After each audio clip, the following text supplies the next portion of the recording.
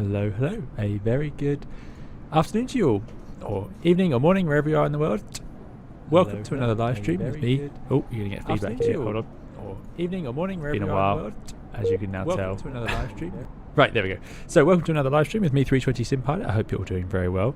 Today, we're going to finally be back doing a charter flight. It's been a while. It's been almost a month since our last live stream, which is quite unusual. It's been a bit of a busy time, and it's great to be back at it. So we are obviously going to take off, starting with a departure in the middle of Storm Eunice, and then we are going to head down to Turin, which is a lovely destination, particularly popular this time of year for the ski charters.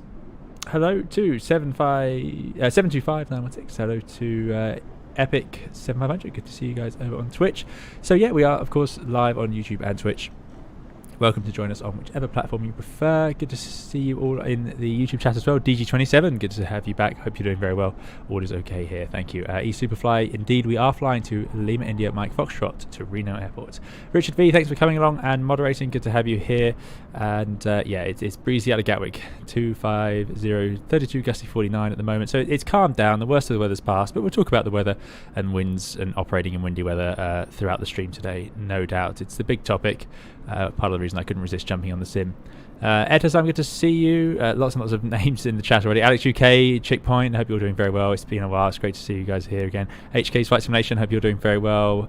Pasta 21, Dave Geimer, I hope you're doing well as well. Mike Bakey, good to see you again. I gotta go to bed, was there? And there's loads of names, so I can only apologise for those I missed. Mark, Dara, Peter. Piano Learner, good to see you. Stefan as well. And thank you for those follows on Twitch, those of you who recently followed. So, I'm able to see both chats, whichever format you're on, so don't worry about that. And I'll sort of try to keep up to date from probably about now. So, yeah, it is windy. 45 gusting 62, says Danny. So, yeah, this weather was supposed to come earlier in the day. It's taken a bit longer to arrive. So I live in the UK, so I'm experiencing it as well. I hope you're all keeping safe and relatively protected inside.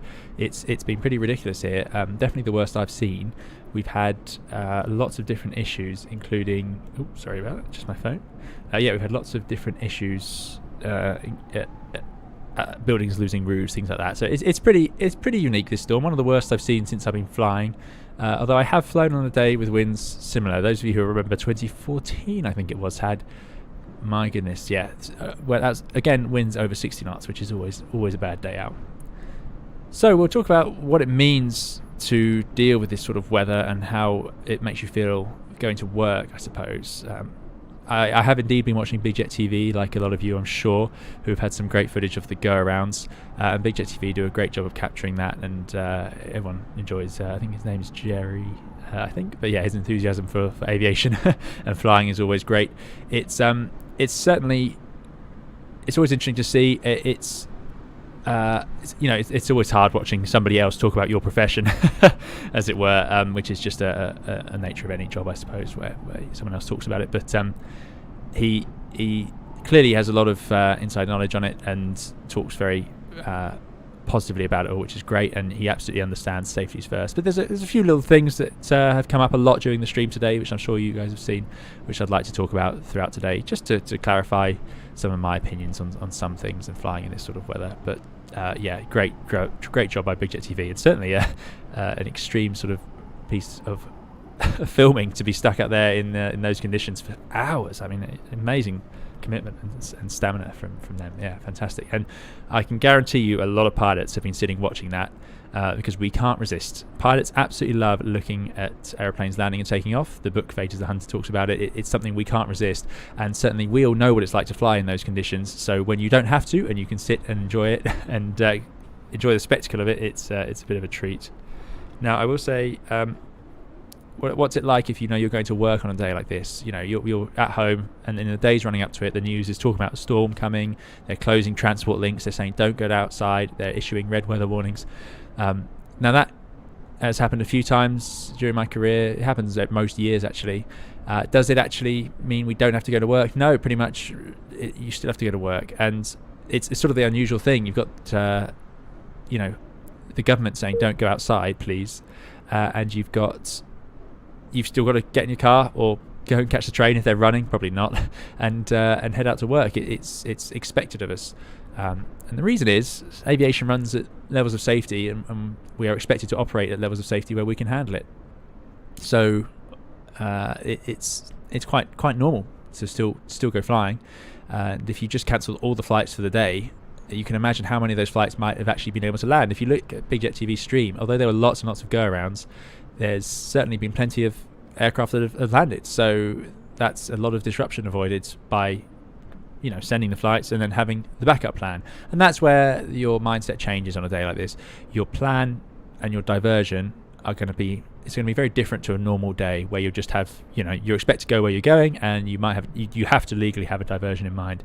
But on days like this, we would fuel up the aircraft to have our destination, holding time when we get there, and also a diversion, and not just any diversion, not just a nearby airport like it normally has to be.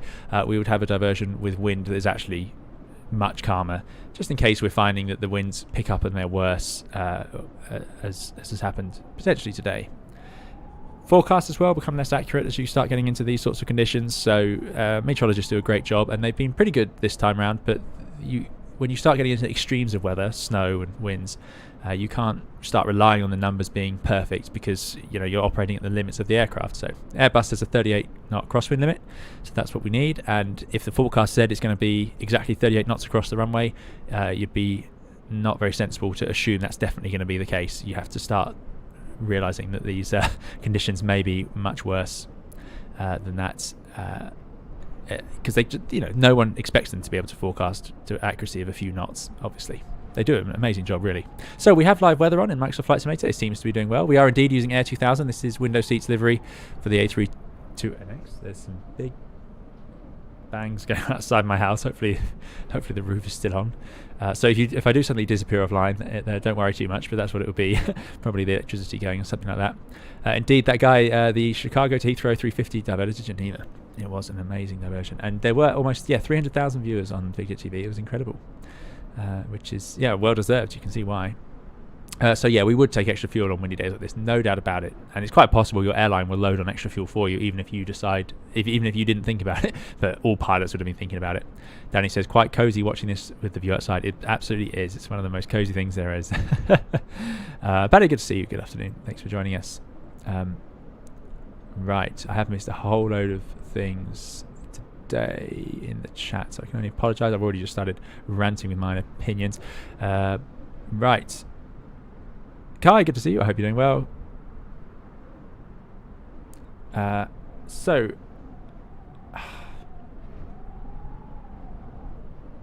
hey, on YouTube, are you guys able to see this on YouTube? Is it working?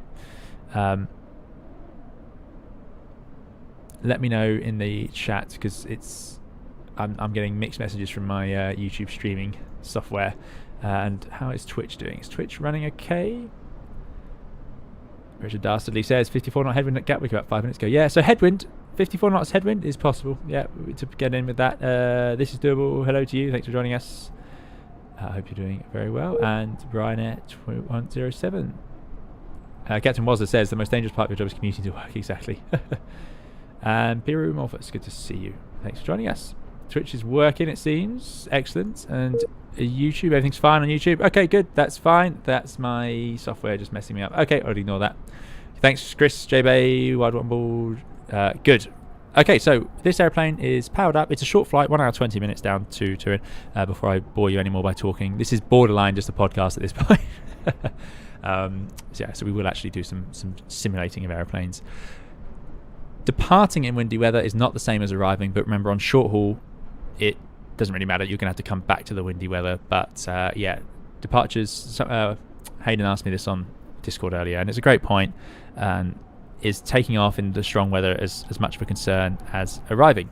And the answer simply is, I don't know what's going on there. No, because as you're rolling down the runway in a aeroplane, you have it's still a skill, obviously, that you have to practice and keep up with, but you aren't. Two things are different. You've got no timer running, so the second you pass V1, you start the clock, don't you? And your timer's running, which is basically your fuel, and you have to solve every problem that comes your way before that timer runs out. Whereas on a takeoff, up until V1 you can stop. So it's not running at the same level in some senses. Also, the airplane can only go left and right along the runway until you actually get in the air. So they can be difficult, but they're not the same issue. You've got loads of fuel on board, you have the option to stop, and you go when it's within limits. Whereas when you're on approach, if it goes out of limits, you've got to go around, and and so on. There's a few more headaches to be had. So this, if we just put the GPU on, this is how you typically find an airplane that's been left up and running, but sort of secured, as it were. So what we're going to do is start it up, and this is the latest experimental A32NX, so we're going to see how that's come along. You can indeed get a wind shear warning on takeoff. It is inhibited after 100 knots, so if we're taking off and we get a wind shear warning, it's going to happen at a low speed, and if it does happen, we will reject the takeoff pretty much. Yeah, that's pretty much how it goes. So we're going to load in from SimBrief on here, which works. Excellent news. There's the winds, 26028. So it's down the runway now, and it's 6 knots in Turin. Interestingly, you can see temperature dew point are the same, which suggests foggy weather quite easily. Wrong registration in there, that's my fault, but there we go. Good, so we're supposed to depart in 15 minutes. That might not happen. That's all loaded in. Let's go to fuel, and let's load it up. So we require on board 6.2 tons. Now, would you take extra fuel leaving in windy weather? Yes, because especially single runway place like Gatwick, we have to be careful because we don't want to get ourselves out to the runway, somebody goes around, or there's too much landing traffic, so they stop takeoffs while they get the airplanes on the ground that want to land, and that could be caused by all the go-arounds earlier in the day. We don't want to sit there and run out of fuel just for the sake of it. So it'd be silly to go exactly with the minimum fuel. So I'm going to load up a little bit extra, but then it's also foggy, so I'm going to load up a little bit more on top of that. So we're going to add 2 tons on. Now that is quite a lot, but we don't quite trust Flight Simulator's fuel calculations. Now I have a video almost ready to go on exactly this, on fuel planning basics. So that is going to be going up onto the channel fairly soon. Good. So let's see what else is new. So they have changed a few things. I think we have CPDLC now, but I'm not going to start that up today. I need to see how that actually works. JB says fly-by-wire seem to have some really nice stuff coming up. At the rate they're going, I won't have to buy a paid 320. Can use that money for PMG Boeing. There you go. there has been some serious progress on this. There's no doubt about it. I think we have droop now on the ailerons. Yes, we do. Look at that. So if I move the... so we still have controllable spoilers, but they've got the ailerons to droop, now they're depressurized, and the elevators. So that, I didn't notice at first, but that's new. Yep, they're not working. Just the spoilers to come. Very good, very good. So that obviously is because the hydraulic systems are depressurized, so those systems won't run. Right, let's load up. I am indeed very excited about the Phoenix 320, and I did make a post recently that I'm on I was on the alpha, and now I'm on the beta team for that, so can't say too much, I'm afraid. Right, get some of these lights on. Always makes it better for the stream. Although to be honest, some pilots in the daylight don't turn all these on. I usually do. I quite like having all the panels lit, but that's just me. Okay. Right, engine masters are off, most sectors to norm, landing gear lever is down, wiper sectors are off, battery voltage is good, so we're going to put them into auto. We're going to do the APU fire test. Oh no, I'm not going to turn it on, thank you. There it is. That's all good. We've got the GPU on. Then we're going to check a few of the basics. So let's see how the hydraulic page looks. That looks good. We've got the good quantity, slightly higher on the yellow actually, but there you go. That can occasionally happen. Flight controls, there you go. They've drooped, which is great, and they're depowered, hence the amber. Very good. And have we got enough oxygen? Yes, we do. Good. Parking brake handle is on. Accu brake pressure is checked. It's a bit low actually. So about now, the ground crew would probably open up the cargo hold doors. So we can pretend that's happening by going into here and go. Oh no, not that one. Oh yeah, I've actually updated it. That's great. Very proud of that. I was trying before the stream. But yeah. Yeah. They pressurize when the dog barks on pushback right, says HK. No, they'll pressurize... well, some of them will pressurize on the first engine starts, and you're right, the PTU will run and pressurize the others. Yeah, that is true. Yeah, yeah. Let's go to weight and balance. So we've done our fuel. Let's see if this can load it in from SimBrief. There we go, 148 passengers. Why does it say payload 0? Start. There it goes. Right, good. So that is done. Now, that would have run the doors, but obviously that's not happened here. I do have better pushback. I do apologise. This is partly me just messing around because it's been a while. So if we open up the baggage doors, it's been a while since I've been in the sim. So there we go. Baggage door opens, and that will run the yellow pump. If we go to hydraulics, there's a yellow pump, which is electrical. When that pump runs, it doesn't power the PTU, and there goes the accumulator. Yeah, all coming on very nicely. This, yeah, it's very good. So there we go. We've got our passengers loaded, and we've got a zero fuel ECG of 25.1, zero fuel of 61. Slightly heavier than expected, but there we go. So that's, in fact, that's ridiculously heavy. That is very heavy. Let's see if we can just drop that cargo hold down. 7 tons of cargo is quite impressive. Let's put 2. Can that work? Goes to 5. Let's put 1. Why does it go to 5? Let's go to 4. Let's put 0. Let's try that. 57.9. There we go. That's a bit more reasonable. 57.9. Although Neos have quite high weights anyway, but there we go. With a CG of 24.6. Good. So that's done, and we can leave that on aircraft status. Good. So let's check a bit of the controls. I'll be using the Winwing A320NX grip for this flight, as I'm starting to get into the habit of using on these streams now. But I'll still be using the Thrustmaster TCA sort of throttles. Okay, let's go into the flows then. Overhead panel.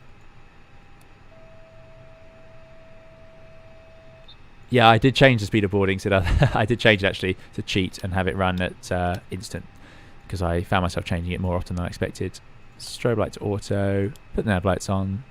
Arm the emergency lights. Smoking to auto. We are fueled up, so belts can go on. Cabin pressure in auto. Moving up. Air conditioning is fine. Let's start at the APU because we'll have passengers boarding soon, and this is pandemic times, so that's what we do now. Michael John, good to see you. I hope you're doing well. Turin is indeed lovely. Thanks for coming along. Hope we get some nice views indeed. I'm curious to see how the simulator handles the low visibility. Engine fire tests.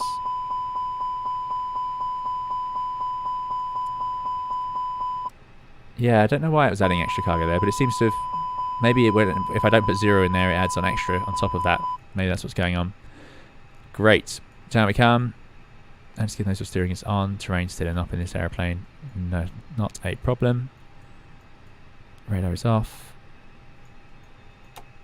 Oh, that's good. That's good. Great. That's the only set to standby to me. Standby and above. APU's coming online. Great. Right, it's time to get us loaded up. So that's all good. We've talked about... I've got a tutorial now on overfly or stored waypoints. Sorry, pilot waypoints and overfly. The overfly button now works in this, so they've added certainly more and more.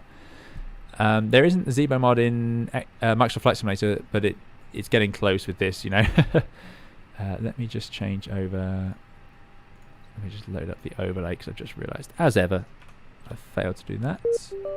Does anyone know why? I'm still getting... I updated vPilot. I assume we're on Velocity VATSIM now. But I continue to get the illegal error 25 warnings, which I almost got rid of, and I'm quite upset. And I don't know what I'm doing wrong. Does anyone know how to get rid of those? That's that beeping you hear in the background. Hello to Mr. Martini. Thanks for joining us.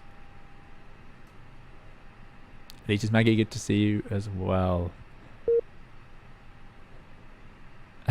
Selim says, just a question. When the wind is variable, for example, variable 10 knots, what should we put in the approach phase? That is a great question. I don't have an answer for you. If it's completely variable, I'll usually put in the worst case, and therefore you'll get a ground speed mini out of it, but that's a whole topic on its own. It doesn't really matter. But yeah, because usually if it's variable, it'll be a bit less than 10 knots. It'll be variable 5 or something where it's not really making as much difference. Yeah, so there we go. Right, good stuff.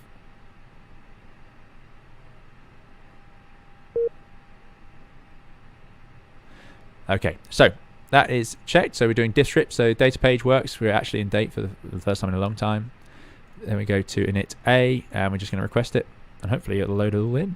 Alternate today is Zurich. We're going as the Jetset 304, cost an X26 for some reason. We're not cruising at 230, we're going to cruise at 370. It is only 1 hour 20 minutes, but even so, the Neo certainly will get up there in no time. That's good. Winds don't work yet, so we'll do the wind component later. And it should align on its own on these new airplanes, which it has. Good. So diff secondary doesn't work. Radnav, well, it's going to be an RNAV departure, an ITB time. I know it's not realistic, but I do enjoy that. We're going with 8.2. There we go. Wind component for this one. Let me just check that. So obviously it's a windy day on the ground. It doesn't mean it's going to be windy higher up. I've had days where it's 10 knots on the ground and you have 100 knot winds in the cruise. So it is windy up high as well, actually. No surprise. Average wind component is 246 at 94, which gives us a slight tailwind because it's slight westerly push on the wind. So it's plus 17. So TL 17, and it goes. So that's good. Saves us 100 kilos of fuel. That gives us a trip fuel of about 2.7, which agrees with my flight plan, so that's worth checking, just a gross check that this is something sensible. Alternate fuel, we need about 1.7 to go to Zurich, actually, so I'm going to put that in there. I'm getting these numbers off of SimBrief, and again, I talk about this in the tutorial coming up. Final reserve fuel, 800 kilos, yeah, that's good, and route reserve of 100. So 2.6 extra. We added 2 tons plus the contingency fuel of about 500, so that all works out about right. Great. Finally then, performance, definitely flap 1. So there is an advantage to departing flap 1. This won't work yet, hold on, because I haven't done the route. So let us tune into Gatwick. I think it's that time of day. I'm seeing a million illegal errors, 25, so I do apologise. I won't be using the new ACAR CPDLC. I literally don't know how to do it. I need to research how to do that. There we go. Chains of Rock says ICAO Annex 3 max variable wind is 3 knots. More than that direction is reported. Very good. Sometimes they'll give you a direction and then they'll say varying between. So they might say it's 240 varying 180 to 280. Sometimes they do things like that. Good. Just got a question there. Typing Squirrel says, if you have to divert to another airport due to a non-weather related problem, such as the airport closing, would you go to a closer airport than the alternate? If you haven't got any weather concerns, then your alternate will probably be one of the closest ones. If the airport you're going to closes, for example, the runway's shut, there might be a really near airport, but it depends what's the reason. If your destination closes and it's going to be closed for a week, then there's no point diverting to a nearby airport that isn't useful, i.e. a small little regional airport or military airfield or something like that. It'll be a bit of a commercial decision. Where do you actually want to get these passengers? What's best for them, and what's going to be best for the operation rebuild, i.e. when you need to take off again, So you might try and take them to another destination of yours if your airline has enough destinations in that area. Lots of different things to consider. Yeah, still getting this constant V-pilot error. I mean, I may have to give up on VATSIM altogether. We shall see. So let's grab the weather. I forgot we can do this on here. So, can anybody tell me? Do I need to? I imagine I need to have downloaded something to get. Look at that, that's great. I probably need to have downloaded something to get the CPDLC to work. Do I? I'm happy to try how I would do it in the real aircraft, but I doubt it's going to work. I probably need to do something. Gatwick departure rates, please. Format 4 printer. We're going to print it.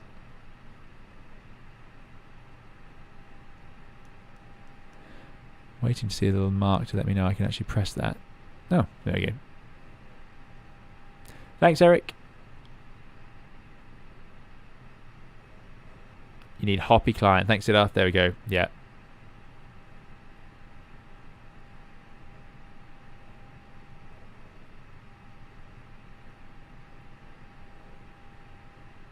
Account to Hoppy. Okay. Captain KP is getting good to see you. Hope you're doing well. Thanks, Georges. So yeah, we need to get ourselves logged in. That is something I will I'll have to do another time. Now, what happened to the old printer just printing for us? Oh, that's not working, is it? I'm getting some remarkable frame drops here. I don't know what's going on. Oh, there it is. Anyway, good. So, kilo, 26 left, as we expected. Winds 260, 28, gusting 39. So it's down the runway, but very breezy. QNH1, 994 hectopascals, very low pressure, which would make sense in the storm. So, As soon as you get the QNH, you're going to put it in. There's no point delaying that. We're departing via Bognor, so I'm anticipating the Bognor departure, which is why I so carefully I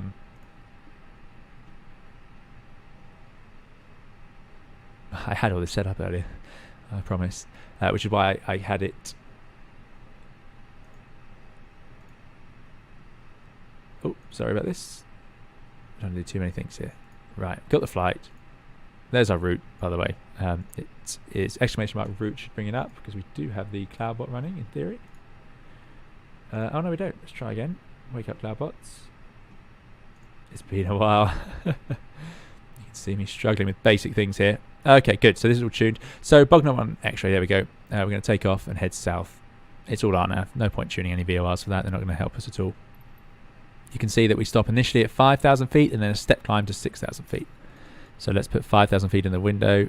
We aren't actually cleared for it yet, and we could be cleared for something different. So I'm just going to put 4.9 in the window for now. Get the APU bleed on, and let's get the doors closed up. And let us load in the rest of the flight plan, do our performance. Yeah, we would do CPDLC it though. That would be the normal. So 26 lefts, Bognor 1 X-ray is what I expect. That all links up. Clear out the repeat. And Bognor to Bembo. On goes the route, 520 miles. Looks pretty reasonable. Take off. Flap 1 in wind shear conditions definitely helps. You could go toga if you were concerned. Downside of toga would be let's go toga today. If wind shear is reported or expected, you'd go toga. If you actually enter wind shear, you have to go toga anyway. And being flap 1 reduces the risk of overspeeding the flaps during any wind shear. So that's why it's advantageous to go flap 1 in these conditions. They reckon there was 122 mile an hour gust on the Isle of Wight today, says Mark. Now that would be ridiculous. So I wonder if anyone was flying into Southampton. That would have been really quite something. No fun at all. Right, get to the ground power. And let's see what's going on with air traffic control. So 1218. Oh, I need to set up my radio panel. 1218.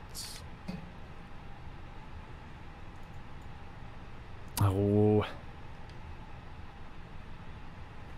that is frustrating. Quebec and then Lima, hold, correction, Quebec, then Kilo, hold short of Papa. Okay, what information do we have? We've got Kilo. Kilo, Papa, German North 1504. Down to low is the A274 on Juliet. ED274 Gatwick, ground hello, continue taxi, hold short of Romeo. Kai says, on approaching these conditions, would flap 3 be best in case of wind shear, or flaps 4 would be fine? So, that is a big topic, and we'll talk about that shortly. Remind me again in flight, Kai. It's a good question. Stand by. And you can probably get different answers out of different pilots on that. 215, standard 12, ready for pushback. Stand by. Oh, he's got really busy suddenly. What else can we do while we wait for clearance? Last station, your readability 3, I can't quite make it. Let's connect the tug. No, we won't actually until it's all ready. I'm going to run them before, so I'll check this. So cockpit prep is... GPU is completed on both sides. Gear pins and covers are removed. Signs are on and auto. All stations for clearance, just stand by. I've got a few things to take care of. I'll get back to you shortly. AIDs are in nav. Ground 2684. Fuel quantity 8.2. And balanced. Takeoff data is set. Roger, hold position. BRF 904 set. That's down to the line. Next is just to get our clearance. Gatwick, Radio's too loud, okay? Let me know if that improves it. Kilo on board with Manchester. Last station, stand by. He's gone really busy. German Air Force 150. I will absolutely be picking up the PMDG 737. No way we can not try that out. Let's set up a wing view of some variety. Easy 827. Look at those clouds whizzing by. Quebec, Lima, So, sitting on stand in windy good conditions, what sort of things can we experience on a day like this? Well, there could be issues for the ground teams. So, they could be finding themselves blown around. There are actually limits on the doors as well. So, Easy 76 Foxtrot. Easy 76 Charlie uniform, so contact Gatwick Tower, if you start getting up into 60 knots, you might find that they can't open the doors, or there's certain angles where they can't. Station for clearance, I'm happy to start taking your requests again. Oh, they're all going to jump on now. You might find that some parts of the terminal are okay, and some parts are far too windy to be able to do much good work on it. Easy 235 Whiskey Gatwick ground to low, clear Dublin, Norma 1 X-ray departure, squawk 0471. You'll also sometimes find yourself sat there in conditions like this, where we can't start. If the engine's getting a strong tailwind, you might not be able to start them up in that direction. So the wind is right behind us here. In real life, these engines would be spinning. They'd be spinning the wrong way. It's not bad for the engines, but it means that we would not want to start the engines automatically. So we'd have to do a manual engine start. But even then, I wouldn't even bother with that. If it's 40 knots up the tail, it's pointless. I would wait until you're across the wind, and then they tend to be pretty good. Easy 215, be advised the delay to Heathrow is currently 35 minutes. I'll give you an update in 20 minutes. No surprise there. So even in that sim, it's causing huge delays. Easy 215, the current delay for departure to get to Heathrow will be 35 minutes. They're experiencing significant delays. Michael says, we were told this morning because of the wind, they could only put one jetway on the aircraft in a 380 to disembark. Yeah, that's the sort of thing that happens. Ground Skyways 520, good afternoon. Stand 52, Mike. Sorry, A321 looking for clearance to Algiers with information kilo. Skyways Algiers. 520. Now there's somewhere to be going. Skyways 520 Gatwick ground. Hello. Clear to destination via district. I'll call you back. Oh, let's get a word in. Gatwick ground goods. Afternoon. Jetset 304 stand 562 320 NEO QNH 9904 hectopascals. Request clearance to Turin.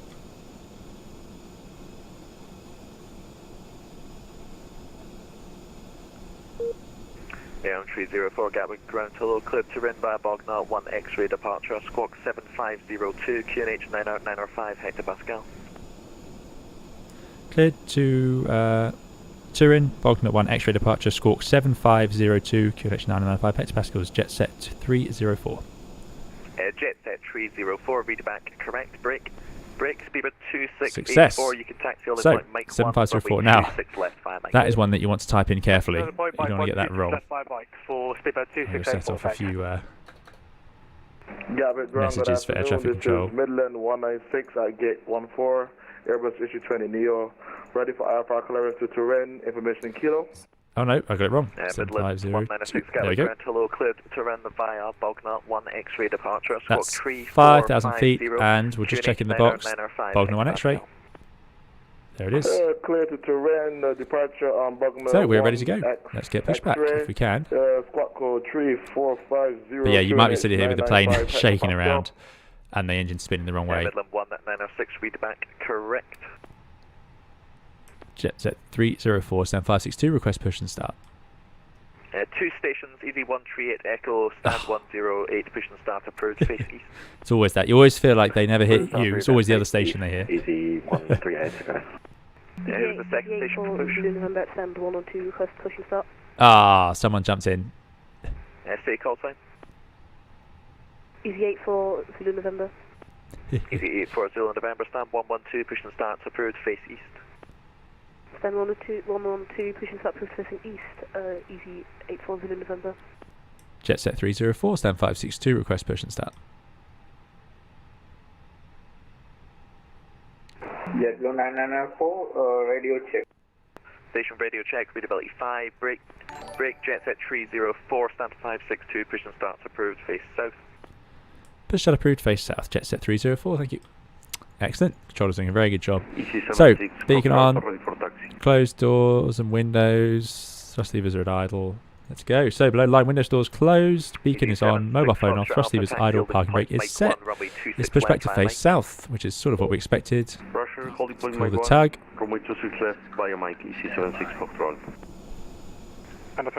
Now normally this would have happened before we called for pushback. air traffic controllers don't like it if you call for pushback and not connected, because this delay can get in their way.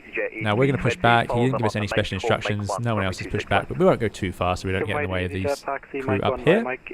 Yeah, I absolutely love this livery. I haven't even mentioned it because we have flown it before, but this is by Window Seat, and it's Air 2000, one of our all-time favourite airlines on the channel. And this is their classic livery before it turned into the tapestry one. Squawk codes, I don't think they're randomly generated. I think it depends what you're doing. In IFR lands, they tend to be, they feel random, but I'm sure there is a system behind it. Oh, they're lifting us up.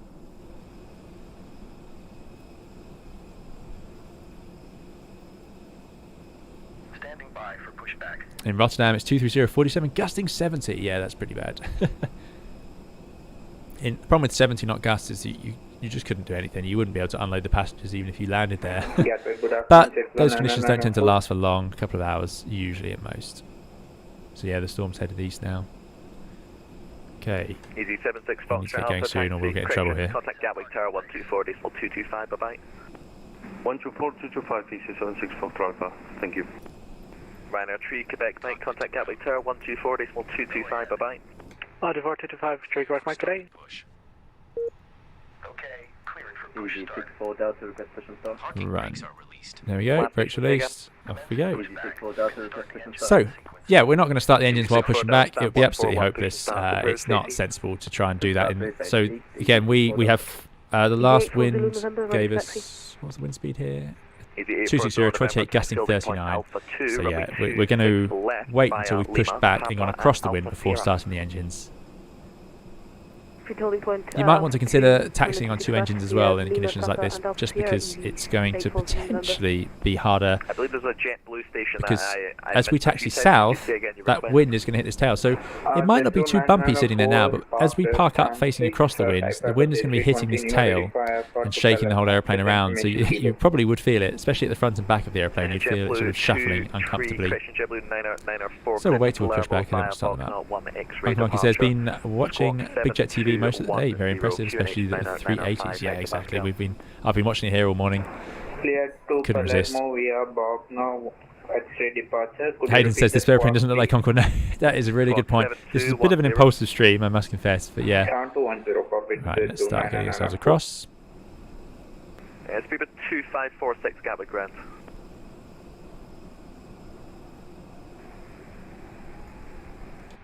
Yeah, speed 2546. Yeah, speed 2546. Apologies, I left you hanging earlier. Right, let's start up engine number 2. Delta, Alpha, Golf, via the Bognor 1 X-ray departure. Squawk 2075. Information Lima, QNH 9R5. It's not a great pushback, but let's stop there. Okay, pushback completed. Please set your Clear to Algiers via the Bognor 1 X-ray departure, squawk 2075, information Lima, QNH 905, speedbird 2546. Oh, I thought I'd solved that. Oh well, I need to start the engine manually. I thought I'd managed to get my hardware to work again. Get to the ground, I have to play with the controls. with you. I'm just moving to gate 27, that's all. Thank you and goodbye. KLM 1583, roger. Say again the gate you're moving to? 27. Roger. So whenever you're ready, I'll keep that clear. So there goes the ground crew. Yeah, that's just using the rudder to steer that. That's great add on that freeware. Roger. Yeah, this is Maggie. We're halfway to 60k. Should I dare ask how the progress on Concorde? No, I know. It's not very good. Not very good. Thanks for the subscriptions and follows to those of you who come along. Really appreciate it. Midland 196, roger. Stand by. There go the ground crew. Standing by Midland 196. Yeah, so Microsoft Flight Simulator doesn't seem to simulate it. I don't think any of the simulators do. It would be shuffling around at this point. Funnily enough, the level D style, the full motion simulators we train on, they do simulate it quite well. Yeah. Speedbird 2684, contact Gatwick Director 126, decimal 825, bye-bye. Don't worry, Zebra Director 126.825, speed 2684, bye-bye. Lamborn and Ockham holds are full apparently. Yeah, incredible. That's available. Let's start up engine 1. I must say, watching the people flying. So if you know it's going to be a windy day, if you've seen the storm coming and so on, it does weigh on you because it's going to be a harder day at work, and there's no way around that. You might get in and you might not deal with the wind at all, or it might just be relatively bumpy, or you might be that airplane that does 2 approaches and then has to divert and so on, and you just don't know. But the risk of that is higher on a windy day like this. So there's no automatics that can do it. The airplanes won't auto land in crosswinds like that, so the pilots will be doing all the landings today for sure. And you know, it will come down to their skill and hard work. And it you know, it makes me quite proud when I see the Big Jet TV stream and you see everyone performing so well under these conditions. It's a sign of the industry and the training that that's even possible or a sensible thing to be attempting. Easy 235 whiskey. Skipper Jeff says, how many hours do you spend in a commercial flight simulator per year? So a pilot has to do in Europe 2 simulators a year. So that is 8 hours per session. So it's usually 2 4-hour sessions twice a year. Gatwick ground, EC 2217. So yeah, 16 hours. You would indeed take extra fuel, Hayden. You'd want fuel to hold and you'd want fuel to divert, not just to an alternate, but to a better alternate. A320 NEO. EC 2217, contact Gatwick. Okay, there we go. So they've gone, engines have started, all looking good. So I'm going to put that back to avail. 121.95. Sorry, to norm. Don't need the APU. And any other on the ground spoilers. Reset the trim. Gatwick delivery Flaps to 1. 1.905. Oh, and this should be on. There we go. Right. Right. 186 Tango. I just want to Time the engines. Do you want us to go down to Kilo? What's the trim doing? 24.6. Slightly forward today. AZ 186 Tango. I'd probably be taxing you Lima then Papa, but I can do the other way if that's better. Oh no, Lima Papa works. We just you said Let's Kilo. get the charts up. We do have the freeware, so hopefully we do have correct scenery, but let's try and get it right. So we're up here. 186 Tango. In case I give you nonsense, then taxi Lima Papa I love and that this Alpha works November now. holding. Correction, Lima Papa and Alpha Sierra holding point Alpha 2. Lima Papa Alpha Sierra holding point Alpha 2. That's lovely. Thanks. Easy 186 Tango. Jetset 304, request taxi. Jetset 304, follow the EasyJet A320 in front of you. Holding point Alpha 2 via Quebec Alpha, Lima, Papa, and Alpha Sierra. Follow the EasyJet in front to holding point Alpha 2 via Quebec Alpha, Lima, Papa, Alpha Sierra, Jetset 304. So we're doing the long route here. So that's Quebec Alpha we're on, then we're going to take Lima. I'm going to cheat because the parking stands tend to have better guidance. There we go, Quebec Alpha, then we're going to take Lima, Papa, Alpha Sierra. Makes sense? Because that EasyJet's too far away, so it's all very well. We could try and follow, but we probably won't manage. Okay, let's go. Brakes released. Easy 186 Tango, hold short of Kilo for me. Don't think I've set up my Easy throttle in the 138 right Echo, continue position taxi here. Papa, Alpha Let me just November, check, is holding that- point Alpha 3 for runway 26 left. Seems to work. November holding point Alpha 3, Easy 138 Echo. I wouldn't normally use that much thrust, sorry, I'm just checking my 186 Tango, controls. Right, give brake way check. to the company A320 I need to check there, from the pressure right 0, on that's 50 good. miles Kilo, and then continue Okay, Papa so and Alpha Sierra. I'm going to focus up until we get on Lima, and then we can do a few checks there, because that's the easiest part. So Quebec Alpha, straight down to Lima, so it should be left here before this roadworks. Push and start. Yeah, for the trim, it's approximate, you know, we've done our best there. You can tell it pretty close, but it's not perfect to the decimal place usually. Just close. Okay, so left here, I'm expecting to be Lima. Slow down. Under the bridge, as we expect. Manor 6 Golf Zulu Gatwick ground. Hello, welcome to Gatwick. You can taxi Please up to move out of the way. 08 left. Hold short of Romeo and expect stand 1 tree. Nobody look. Taxi through 8 left by holding short Romeo to stand 1 tree. Oh, now that's interesting because they added the tiller, and I don't think I didn't assign it. ED64 Delta, taxi straight ahead and hold short of Papa. Taxi straight ahead. Ah, now that's my fault. That's interesting. How do I get rid of that? You'll be taxing Papa, then Alpha November to I thought holding I point did all Alpha this. 3, please. Anyway, sim options. November hold point Alpha 3 and just confirm, do you want me to hold short for this Aircraft EasyJet on our right, or do config. you want us to taxi ahead of him? Default. And negative, you'll go first. Okay. Thank you. There we go. Right. Yeah, so of course you can now add the tiller, but... Jetset 304, Gatwick ground. Go ahead, Jetset 304. You got any problems there with the taxi? Do you need to go via Quebec? Apologies, no, we've solved it, thank you. Roger. Jetset 304, you can continue taxi, hold short of Juliet, please. Continue taxi, hold short, Juliet, Jetset 304. Yeah, so that was, that's my fault. And ED18, didn't have the tiller removed. Contact Gatwick, there we go, anyway, that solved the car problem. Right, along here we go. 1225 is your 13 Echo, thanks, bye-bye. I need to reset up my throttles. I've definitely got the wrong profile selected here because I've only got one throttle. I can't control them separately. Not helping. Right, flight controls. So full up. ED186 Tango, contact Gatwick Tower, Full down. 124.225, bye-bye. Neutral. Full left. ED186 Tango, bye-bye. Full right. ED64 Delta, taxi holding point Neutral. Alpha 3, runway 2. And we've done our rudder, we'll say there. Papa and Alpha November. It's the Gatwick controller. They suppose you got lost it, of course. So let's figure out where he said hold short Juliet. So that is here. So we're going to go. Taxi onto Quebec, then Kilo. Oh, no, I'm slightly lost actually. We're on Lima. We're going to take Papa, Continue. which Quebec, is this first right here. And short Papa. Oh, so all these vehicles. What's going Quebec, on? then Kilo, We'll take hold short of Papa, Papa. and then we'll go hold short of Juliet. Quebec, So we're then basically Kilo going to hold to Papa short 1. Papa. So let's not go past that. Thanks for the follow. Good, engines are warm.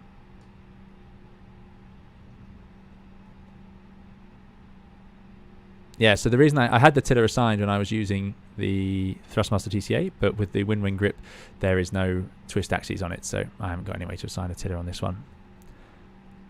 Right, mini brief. We're doing the Bogner 1 X-ray. There it is. We're going out, then a left turn. Initially 5,000 feet, which we've got in magenta. Step climb up to 6,000 feet later. Continue taxi onto Alpha Sierra, holding point Alpha 2, runway 26 left.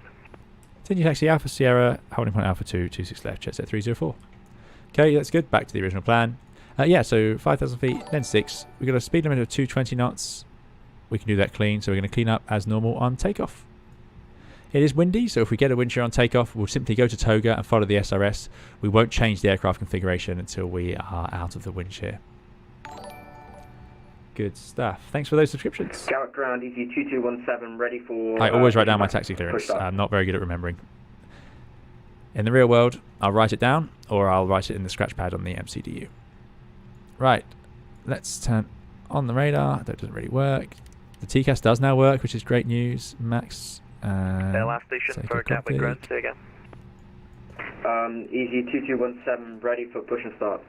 So Alpha Sierra should be all the way down there. EC2217, roger. Stand 28, push and starts approved, face east. Facing east, EC2217. Bit of a queue. I'm going to, as there's a queue, Delta, contact Gatwick Tower, let's reduce our workload here and do the rest of it when we get down there. 124-225, EC64 Delta, thank you. And Jetset 304, same for you. Contact Gatwick Tower 124.225. It'll be a bit of a delay, I'm afraid. 124.225, Jetset 304. No problem, thanks very much. Did a great job, that controller, with a lot of traffic. You can taxi right there onto Kilo and then all the way to stand 13. Taxi to Kilo, then all the way to stand 13. 650. 225. That's why I need 2 pilots.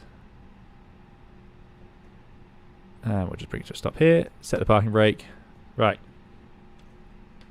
24225. Whiskey, runway 26 left. So we're with Tower. Let's get that prediction wind shear on. 49 knots, clear to land. Auto. There we go. We've done our brief. Ding the cabin. Takeoff config. Please prepare for takeoff. It keeps losing our max auto brake. November behind, landing beeline A320 at 3 miles via Alpha 1, 9 up 26 left behind. I don't remember now. Were we told to monitor, or was it just go to Tower, check in?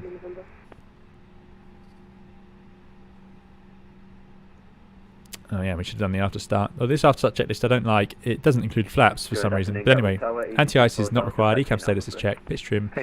We've set our 24 and rudder trim is at 0. Before takeoff checklist, flight controls are checked. Flight instruments are checked. Briefing confirmed. Flap setting config 1 Percef green, config 1 blue. FMA and takeoff data, it's climb nav blue 1FT2, we got 5,000 magenta, 133, 138, and we are going toga for this takeoff. Transponder is set, TRA and auto, ECAMMO takeoff no blue, so next is below the line. Don't need to time anymore, engines are nice and warm. QNH 995 indeed, let's see if it's changed. It has indeed, thank you very much. That says, careful on the takeoff roll. I had an unexplained right input as I was approaching 80 knots the other day. Okay, we'll be careful. We'll be careful. Yeah, there is indeed time to make a cuppa, Mark. Absolutely. So, let's see if we can see any of the windy landings. Maybe it's better from the outside view, actually. So we have VATS in velocity now. So does this mean this should all look a bit better, a bit smoother? Looks pretty smooth, because it used to be one sample every 5 seconds. Now it's 5 times a second, I think, or something like that. All Airbuses, as is the way these days. Or did I need to do anything? I haven't actually. All I've done is update vPilot. Did I need to do anything else to use velocity? Oh, that looks pretty good. Yeah, look, you can see them in the flare. There we go. Easy 138 Echo. So here you go. Let's say we'd done a single engine taxi. Hold up, 1 easy 138 Echo. That would have led to an interesting decision here, because if we said, okay, we'll do single engine and then we'll start up the engine out at the runway, you'll get to this point and then you've got a 40 knot tailwind. So how can you start that engine? So these are some of the things that just get complicated by strong winds. Airline 524 Whiskey vacate. Beautiful livery though. Absolutely love it. This is the freeway Gatwick from flightsim.to. Right, I'm going to do the thing you should never do. Adjust my joystick. How? Please work. Okay. I think I got away with it. That's better. I should reach it now. Updating vPilot is all. That was clever. That was good of them to do. Yeah. 88 November, surface wind 260 degrees, 35, gusting 49 knots, runway 26 left, clear Gusting takeoff. 49, yeah. So, potential for wind shear is high. So, yeah, if you've got a wind shear warning below 100 knots, then you'd reject the takeoff. 524 Whiskey, next right on 08 left, hold short Romeo. You could, on these modern airplanes, get a wind shear ahead warning as well, or caution, as opposed to an actual wind shear. So, those you'd delay the takeoff for. Paul says, do you wish you were flying in real life into Gatwick today? No. No. I don't know many pilots who would be sort of excited at the prospect. It's part of the job and it's something we're trained for, and that's fine. But like I say, it's added workload. And when you see those planes, I think there was a plane at Heathrow that did 2 approaches or 3 approaches. And remember, they didn't get up at 9 o'clock in the morning and have a cup of tea and then do that.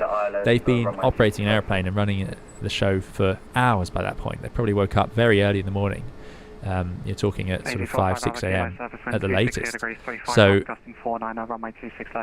it's yeah, that's a long day. Runner 29 Alpha Tower, hello, continue your number 2. Continuing number 2, 29 Alpha, thank you. Yeah, all the UK watching the planes land. It's been surprisingly popular, hasn't it? Behind the landing traffic, line up and wait behind EC76 Foxtrot. Easy 840 November, contact director 126.825, goodbye. Yep, director 1685, easy 840 November. Yeah, I don't have any matching for deliveries, no, so I just get, it's just pretty basic at the moment. There's this traffic departing.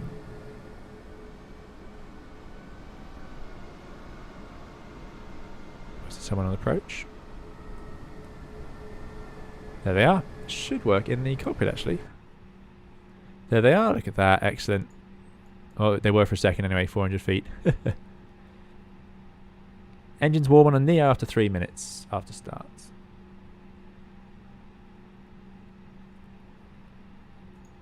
So we've only just burnt our 200 kilos of fuel, so that's not too bad.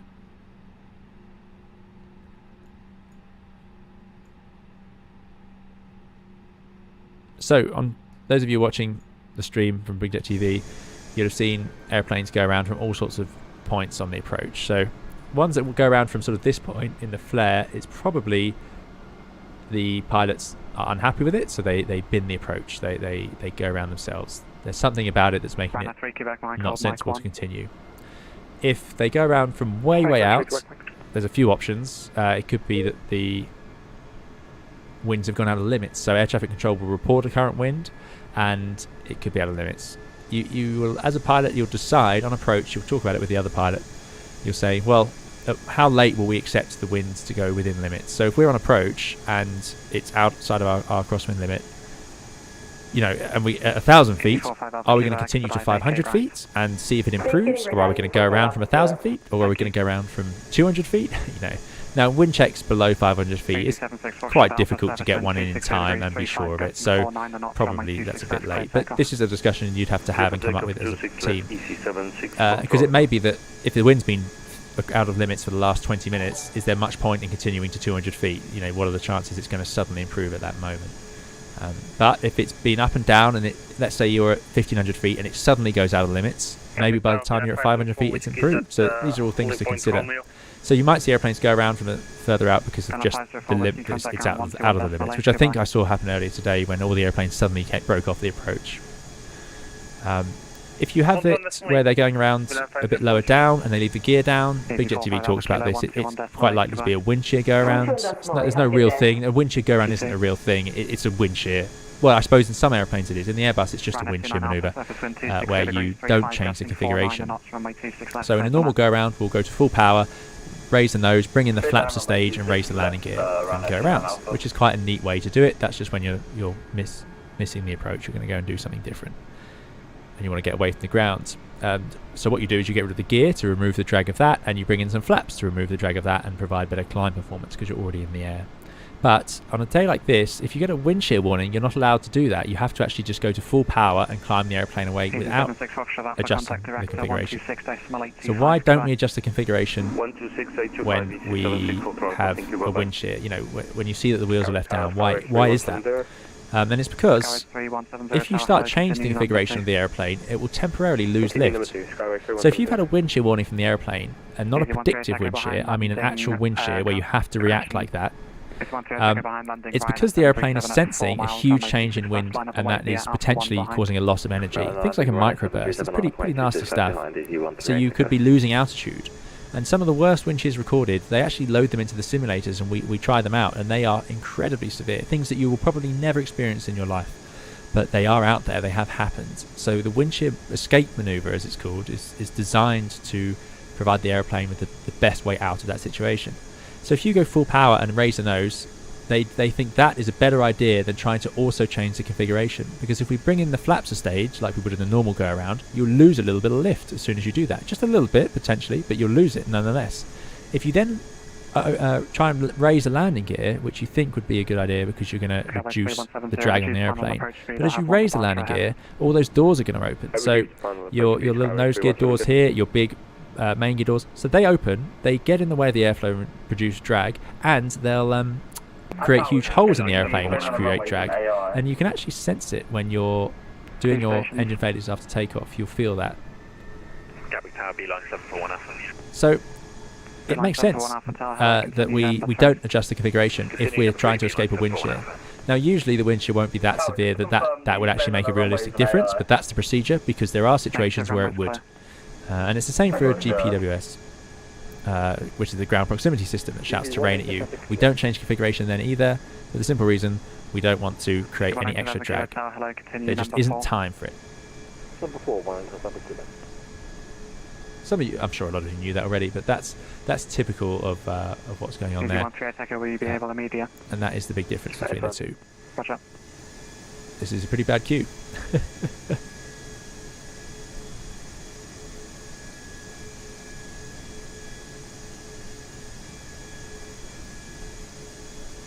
Richard Dusty says 9 knots ground speed touchdown at London City. Ooh, there's some big gusts still. It was supposed to be over now, but it's bad. I'll call you back shortly. Roger, hold on for 180, 138 to go.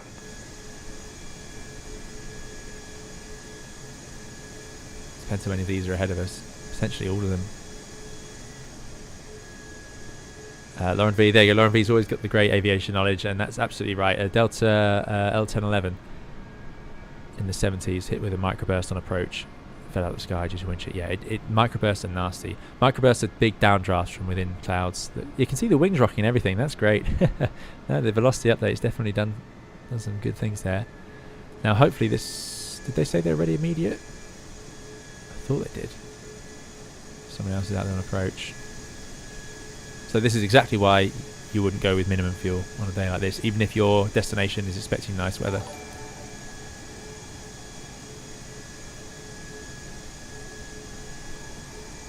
Runner 29 Alpha, expedite, vacate run. Georgie says, I take it 26 right is too close for parallel ops. Indeed it is, yeah. You can't operate both runways at Gatwick. They never do. They just swap over if they can.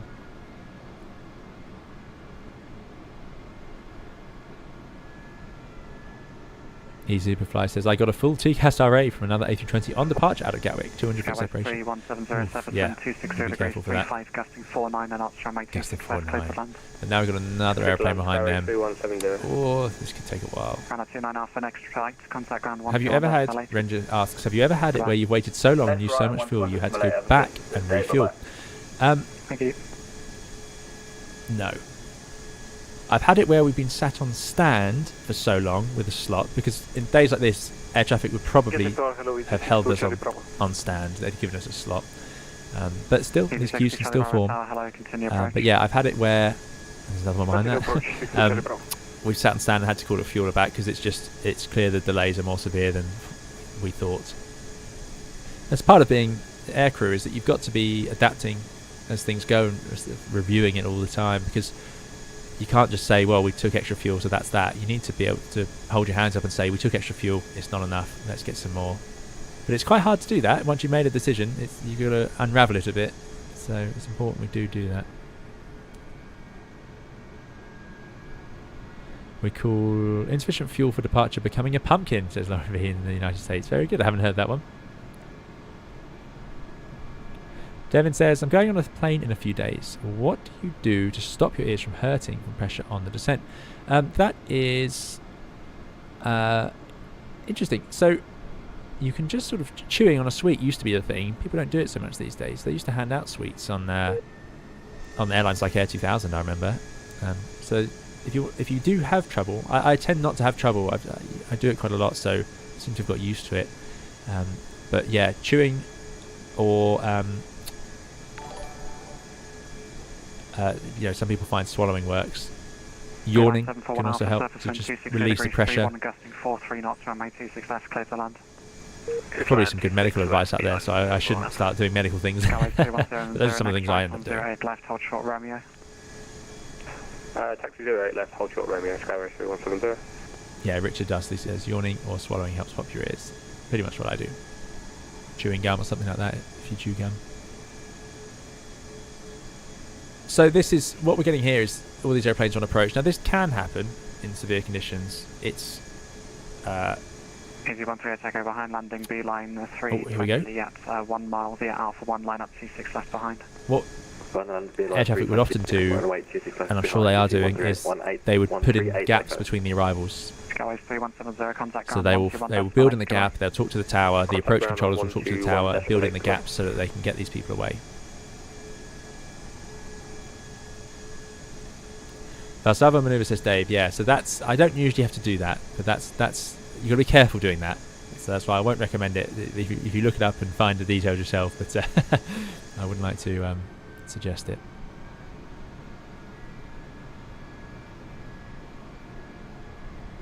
Yeah, man, no, I don't have good model matching. I try to keep my simulator as vanilla as possible, as it were. So when it updates, I don't have to update 30 things. Pilot 12 says I've been to Turin twice. Excellent.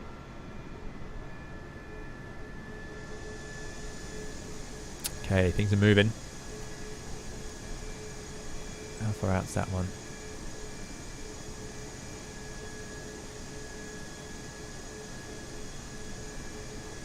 Beeline 741 Alpha, expedite, vacate right. Oh dear. Vacating right, Beeline 741 Alpha. So tower, that is a very realistic call, and the adapting controllers are quite right to say it. I'm not a fan of the expedite call. That airplane they're vacating, it's not their problem that somebody behind them might have to go around. Now, in this situation, it's not unreasonable. But let's say it's soaking wet. It's our job as pilots to resist the urge to rush something as a result. Because if air traffic says traffic 1 mile, expedite vacating, it's a really unusual thing to do. It's escalating the situation, which is not something we allow in aviation generally. And it is an absolutely realistic call, but yeah, it's not. You can't. You know, if those pilots ended up going off the side of that taxiway because it was windy and wet and they lost control of the steering on the airplane or something like that, air traffic control is not going to take any responsibility. So it's a very, you've got to be very careful how you react to that call. It's not worth getting too stressed about. We do our best. What it means is don't dawdle, don't sit there and specifically be slow, which we don't do anyway really on runways. But yeah. Oh, here we go. They're squeezing them out now in the gaps. That's good stuff. Landing EasyJet 2 miles, line up 26 halfway behind. So we'll go ahead to Alpha 2. I'm on the latest experimental version of the fly-by-wire. Lauren B says we're not actually allowed to say expedite in the US. We should be providing traffic advisories. That's good. Yeah, I don't think the expedite call should exist particularly. It's good for awareness. It builds up the situational awareness. But again, the landing pilots have priority. It's not really. It's not, you know, getting called to expedite whilst you're still doing 100 odd knots down the runway is not good. It's not helpful, I don't think. But that is my opinion, though, very much so. And I'm not at any way trying to say the controllers are doing anything wrong. It's a call they use it, and these controllers have accuracy to use it.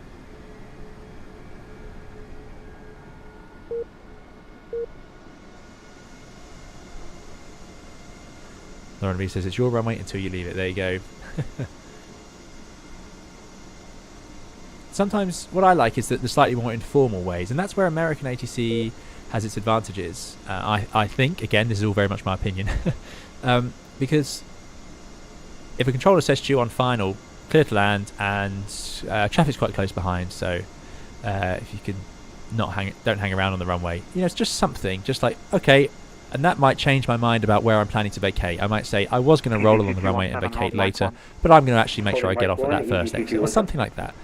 And even then, you don't have to do it. If you don't manage it, you're not going to put the airplane in jeopardy in order to make that. But it's just, it might change your plan slightly. So that's nice, but yeah, just telling someone to expedite can be less helpful. Manuel says, I was once told in Gatwick to expedite my takeoff and got me stressed. Yeah, and they do that as well. Yeah. Are you ready? Immediate. Clear immediate takeoff is another one. The takeoff takes as long as the takeoff takes. I can't expedite a takeoff in any way. We don't go to Toga just because they ask us to expedite. You literally don't do anything different. It doesn't achieve anything.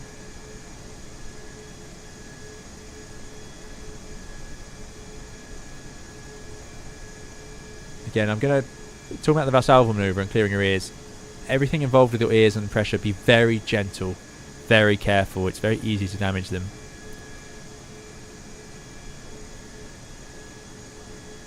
Tony says, hey, how are you? I wanted to thank you for your videos, learned so much from your videos. Thank you so much for your effort and time sharing your knowledge. Very welcome, Tony. Thanks for coming along. How'd you like it?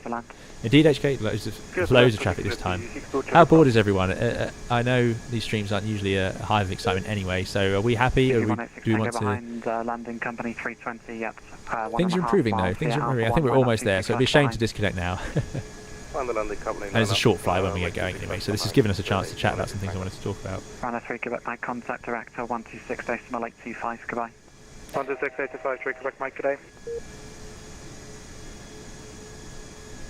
The other thing from the streams earlier was, and it came up a few times, I heard discussion over how many approaches you'll make before diverting. And the quoted rule a few times said was 3 and then you divert, but that's not actually a rule. Airlines will have a policy how many times they expect you, but there's no international standard. It's up to the pilots. There's no CAA rule, there's no regulation about that, but airlines will say, I think you should only do 3 or 2 or 4 approaches and then you must divert. But even then, I've never seen an airline that says, you can only do that number of approaches and then you must divert, full stop. Like, usually it'll be, you can do that number of approaches, then realistically we want you to divert, unless something's changed. Because if the wind suddenly dropped, why wouldn't you try it for the 4th time, let's say, or 3rd time, or whatever it is. So that is up to the pilots. It's not an actual rule. Usually airlines just have their preferences on that. Thanks, Mark. Glad you're enjoying it. thanks for those follows and Easy subscriptions. 186 Tango So Surface gaming 260 degrees Aquavita, once, Nick. correction 31 knots gusting 43, runway 26 left, clear takeoff. Yeah, Takeoff 266, easy 186 Tango, thanks. Chris is about to taxi Easy 62 Charlie Bravo, next right on 08 to left, Mike 1 hold short 737. Romeo. Very good. 08 left, hold short Romeo, easy 62 Charlie Bravo. So Deep Debit says, why are the engines kept on in the long queue? Because in this situation, we wouldn't be able to start up the engines with that strong tailwind. So it's better to have them on before we get to the queue, and that's just the reality of the weather. We try and be efficient, but we have to also ultimately operate the airplane how it wants to be.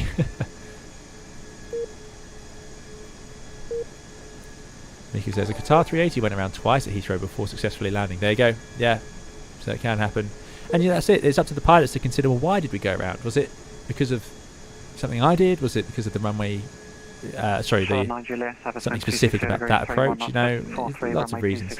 11 Clark, thanks so much for your £4.49 super chat. Really appreciate it. 11 Clark says, hi 320. I'm actually booked in to start flying lessons soon once the UK weather improves. Do you have any tips on how to get the most from the lessons?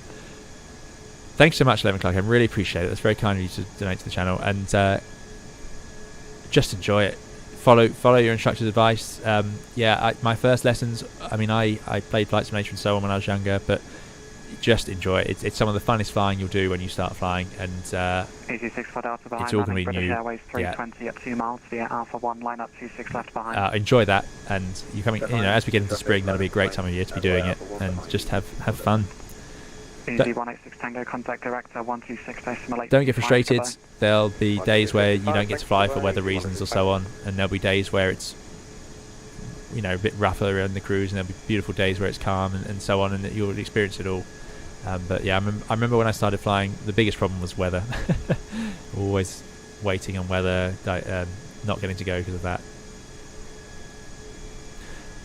Can traffic land over planes lined up behind the numbers? No, definitely not. Absolutely not. If there's a plane on the runway, you can't land. Unfortunately, we're stuck at Alpha 2 here, so yeah, I can't edge in front of these airplanes. There's no muscling in.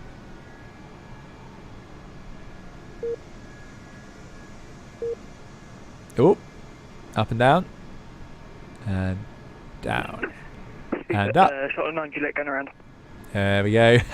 First one we've seen. 9 Juliet, roger. That's going to add to this queue, though.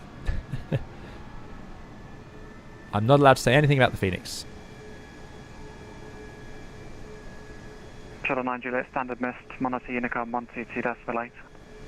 Standard mist, monitor Unicom. Captain Ruffle says, good afternoon, everyone. Just departed out of Heathrow, which is Jet great. 304, hold Alpha 1. Hold Alpha 1, Jet Set 304. Alpha 1 is this line here. How are we going to do this? Just going to pull forwards, really. So, Lauren says, wind shear. So, yeah, so that's another thing, which is, it's less likely. The wind shear warnings only come on lower down on the approach. So, you get a wind shear ahead warning further out, but you'll actually get a reactive wind shear where it shouts wind shear at you only as you get lower down towards the runway. So, that's one thing. And also the second thing is you're less likely to have that when you're in the flare. If they're going around from that point, it's probably just because they don't like it themselves. Clip takeoff, easy 64 Delta.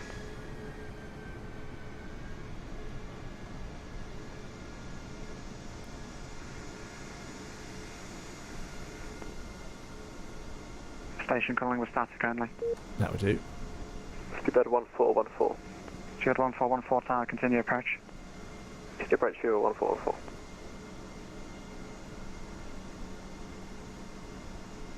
So as we turn across the wind, that tail would start getting hit, and you'll be getting some serious buffeting in the flight deck at this point. Runway 93 Charlie Tower, hello, continue your number 2.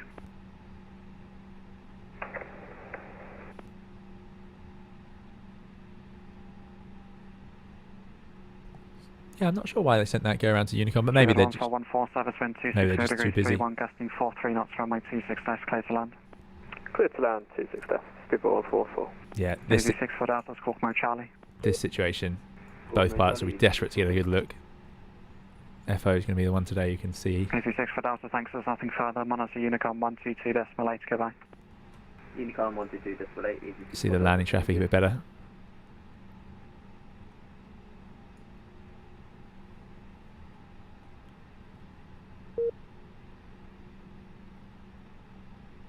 Yeah, the current hydraulics, brakes and nose gear system are really good. They've really sorted out the ground handling on the takeoff roll as well. Very impressed with that the last time I tried it. But that was when I had the nose wheel steering tiller removed. I'm not sure how it's going to be now. Station calling course on NA. Norwegian 215. Norwegian 215 Tower, hello, roger.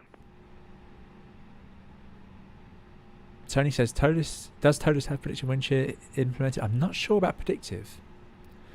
So predictive wind shear isn't required. It's not on all the airplanes. Most of the older ones are missing it.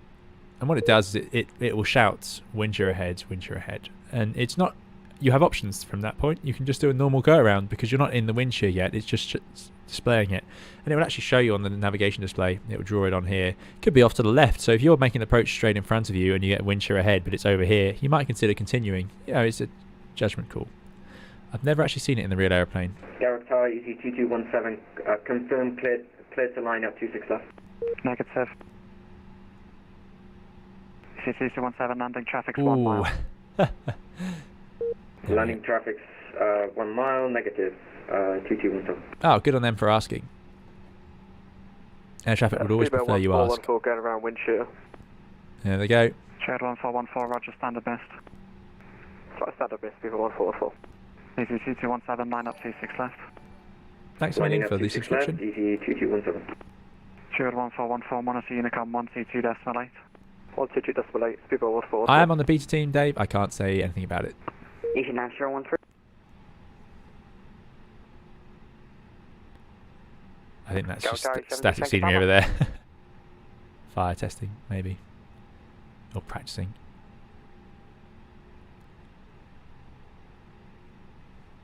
Sorry, I was on the landline station calling course on only. Your landline. Easy 76 Yankee Papa. 76 Yankee Papa Tower, continue number 3. Continue 76 Yankee Papa. Now I'm hoping we're next to line up. Norwegian 215, hold mic 1.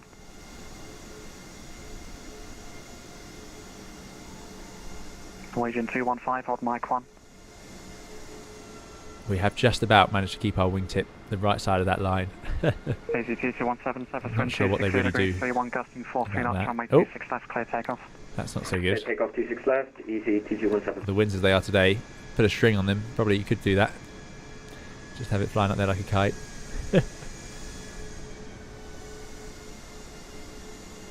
Right, is there someone on approach? Ooh, this could be our chance. Can't see it. 9013. EC 9013. 9013. Tower, hello, continue number 2. Number 2, EC 9013. I haven't had any trouble, with the game though. I've updated it before earlier today. It all seemed to work fine. 3 Charlie, surface wind 260 degrees, 31 gusting 43 knots, runway 26 left, Still clear to land. 4-3. Yeah, it's dragging on. I think the worst has passed for now, but 40 odd knots is still impressive enough. Runway 93 Charlie, surface wind 260 degrees, 31 gusting 43 knots, runway 26 left, clear to land. Runway 93 Charlie. Oh well, then yeah, they've updated the forecast now. Going to be gusting 45 from now on, and then reducing to 35 a bit later this evening. More down the runways, this westerly, which is pretty good.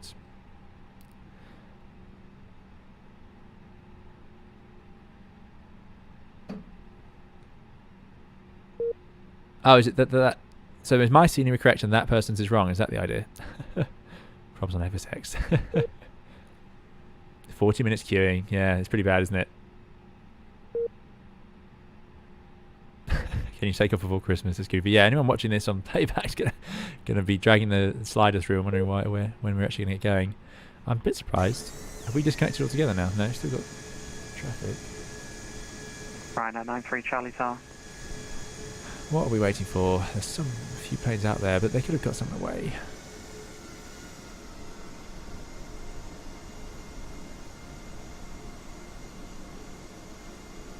I thought we were getting close, but I might have to give up on this.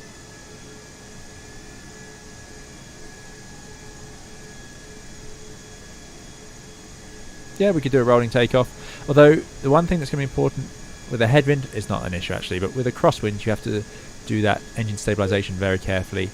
Otherwise there's a risk that the engines could spool up differently. If you think about it, with the wind coming across the aeroplane, one of the engines has air sort of blocked out by the fuselage, so it might spool up at a different speed to the other one, and you don't want to get dragged off the runway. 304, runway 26 left, clear takeoff the wind 260 degrees, 31 gusting 43. 26 left, clear takeoff, jet set 304. Alright, that's our job to get going. Let's put that water brake back on. Let's try and get to below the line. And it's clear on the approach. Get the lights on. Good. Oh, slow that down a bit. Doing exactly what I said you shouldn't do. Cabin is secured for takeoff. The engine mode selector is as required. TCAS's TARA packs are both on before takeoff check is complete. Right, it's finally time to go. That is good news. So we can do a rolling takeoff. Let's go to 50%. We're going for a toga takeoff. Off we go. Start the clock.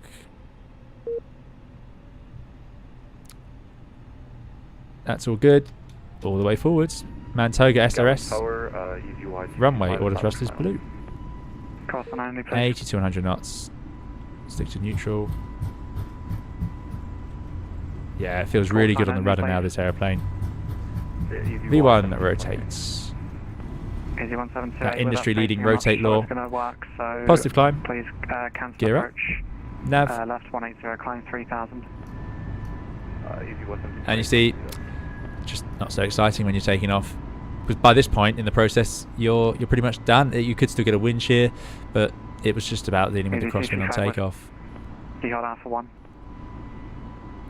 Getting some high speeds there, as you can see, as we've taken off. We've got 46 knots of wind right away. Hence the flap 1. Because if we had flap 3, those speed limits, it would be down here somewhere, so we'd be getting pretty close to the speed limits. Right. Thrust climb, order thrusts, autopilot 1. 9013, runway 26 left, clear to land, the wind 260 That's degrees, 5,000 feet. gusting 43 knots. Should be a magenta still. I'm surprised it's gone to blue. EC 9013. Right, 93 Charlie. Oh, sounds like a bin rolling down the drive outside. Yes. Right. Yeah, sorry about Flap that. 0. Everything just cut out just as we were disconnecting autopilot. I did acknowledge, but disarm. it comes through. Going over to ground. No, those lights online, off. don't know. I can't see on the scope, but ground 1218, please. Speed, vertical speeds. 76 Yankee Pepper, go around a second, go around, acknowledge. Oh, they're sending people around now. Now that is unusual. Wonder what's going on there. Right, so 5,000 feet until KKS 17. Easy 172. Easy 1728, left 180, climb 3000. It would feel, that would have felt bumpy. You would have definitely had some more bumps in real life, certainly for that. Something to note is, now we're up in the 50 knots. It's the change. What was that mean? It's the change in wind that causes the turbulence. So you can fly in 40 knots of wind and it be perfectly smooth. Likewise, you can fly in 10 knots of wind and have it incredibly rough. There's no guarantees to any of this, but it is likely in stronger winds because of the mechanical turbulence as the wind passes over buildings and terrain that you'll get bumps. So very strong windy days in a place with terrain is the worst combination. Now, having said that, you could fly somewhere that doesn't have much terrain in very windy conditions and not really have trouble. I'm talking places like Keflavik with a westerly wind, Amsterdam, 76 X-ray Charlie, line up 26 left. Dublin, line up 26 left, easy 76 X-ray Charlie. Whereas somewhere like Glasgow with all that terrain off to the north can be pretty bad. Thanks for the subscription to Paul. It's still really rough out there. Runway 26 left, surface wind 260 degrees, 31 gusting 43 knots, clear takeoff. 26 left. Alright, let's run the after takeoff checklist. Landing gear is up, flaps retracted, packs are on. We're still on QNH.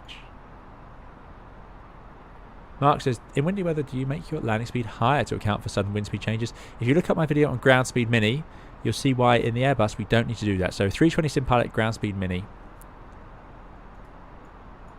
The short answer is not much because ground speed mini does account for it. In the Neos, it's not as good. It's only about a third of the effectiveness, I find, for a few reasons. But continue approach, short 9 Juliet. Adding speed is something we don't generally have to do on the Airbus. If you add too much speed, what can happen is you get into the flare, the airplane has too much energy, and you just float along the runway, and that's where you're most at risk of having to go around because you might get blown sideways or whatever while you're in the flare. So you've got to be careful adding speed to the approach speed unless you really need it.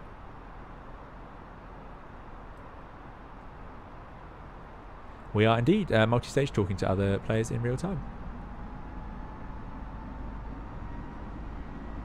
Shuttle 9 Juliet, surface wind 260 degrees, 31, gusting 43 knots, runway 26 left, clear to land. Clear land 26 left, shuttle 9 Juliet. Danny, I genuinely can't remember. Easy 225 whiskey behind landing, British Airways 320 at 1 mile, via Alpha 1, line up. There's lots of places I haven't flown recently just because of the lack of flying over the last year and a half. Yeah, we are coming in the wind. So now we've turned south. We are getting, what's that, 10, 12 degrees of drift, which is quite good. 0642, hold Alpha 1. So you'll have noticed in this stream earlier of aircraft landing at Heathrow that they all approach at an angle, and oh, there's now that will be wind shear. Yeah, and you fly the approach at an angle, and I heard I think it was somebody from the TV show asking the question, why don't they straighten up? Why aren't the airplanes flying the approach pointing at the runway? And it's just because there's absolutely no way you can do that. If you point the airplane down the runway for the whole approach, you will obviously drift left or right unless you lower one of the wings. So you're flying cross-controlled. And if you fly cross-controlled in the jet airliner, they don't like it. It does not work well. It works in smaller airplanes, but it's not something you need to do until in these aircraft. And the technique in the Airbus is written down. It's not an option. You will... Sorry, Norwegian 215. Oh, we need to go up, don't we? We can go up here. There we go. Open climb. Yeah, you will fly the approach crabbed, it's called, when you fly with that angle, which is what we've got here. Danny says, you saw the Singapore that had to correct when touched down? Amazing. That was amazing, yeah. Longer airplanes, it exacerbates that effect, so it tends to look a bit more like they were off the centre line. Order, 640 via Alpha 1, line up 26. But yeah, it's... Via Alpha 1, line up 26 left. Ah, this is interesting. 642. Yeah, very good. Open climb, but it's doing 900 feet per minute. Very good. Yeah, so the... what can happen is if you haven't managed to get all the drift off, or the wind shift just as you're landing, and you end up landing at an angle still, then you end up having to put large rudder inputs to keep it on the runway after touchdown. Transition altitude is usually about 6,000-7,000 feet here. Gatwick Tower, Skyways 520, holding point Alpha 2, ready for departure, Skyways. We didn't get any crazy gusts on departure there. Skyways 520 Tower, hello, hold Alpha. We are now Okay, Skyways 520. Here, 6,000 feet, 250 knots. Which remains. 642, surface wind 270 degrees, 30, gusting 41, and that's it, south coast. So the other thing that gives away windy conditions is the white horses on the sea, which I'm really glad to see they simulated. So that's it. That's what you'd expect to see. Lots and lots of whites and pretty good sized waves. Microsoft Flight Simulator just living it up its scenery as ever. That's what it would look like. Yeah, it's brilliant. Oh yeah, I've still got places of interest on. What's that? Obviously a pier of some kind. Now you wouldn't normally expect to stay this low for this long. No, at 6,000 feet, if 6,000 feet is the transition altitude, then you would be at 6,000 feet QNH. You wouldn't set standard until you're above it. Hold Alpha 1, Skyways 520. So we are correct to be here at 6,000. So when we go above the transition altitude, that we then have to change. Exactly, as Logan says, after climbing past it. Is that Bognor Regis, is it? Oh look, there's a wind turbine. Look at them spinning around. I wonder if they're even turned on at the moment. Because that doesn't look very safe. Think how fast that would be.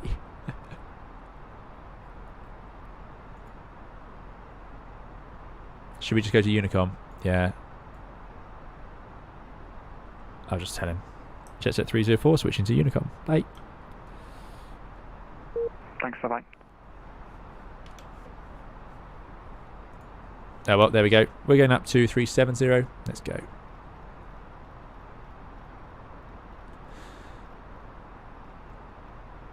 So yeah, so you could fly around 66 knots, you know, in the middle of the storm and not really have any turbulence. There's no rules to it, and it's quite common. And just as you get lower, you'll start to feel it. Okay, up to flight level standards. There we go. Out below 370. Below the line by reference standards set. That's the after takeoff checklist complete. Gatwick traffic, Speedbird 642 on the final one, Mike departure at 3,500. Yeah, that is a good point. There, he says it's the lost comms procedure to stay at the 6,000 to the end of the star, because you'd follow the altitudes that you're planned at, and then you go as you need to according to your flight plan. Valerio says one rotor blade is going to come flying in your direction. Yeah, I hope not. They are really going down there. Where have they gone? There they are. 45 gusting 50 in Hamburg. Oof, Pavel, that's bad. Yeah, that is windy. Keith says, can you say why some pilots switch off the autothrust on approach? What's the advantage when it would manage your speed, especially in wind? Are there pros and cons? So in the Airbus, it's not normal to do that. The reason is the autothrust in the Airbus is very good, and with Ground Speed Mini, the Airbus actually tries to maintain a certain ground speed as opposed to a certain airspeed. That way, if you get a big increase in headwind, it will actually leave the thrust where it is and let the target speed increase. So it will just let the speed go up and down, and it means that the engines stay relatively at approach power, which is really good.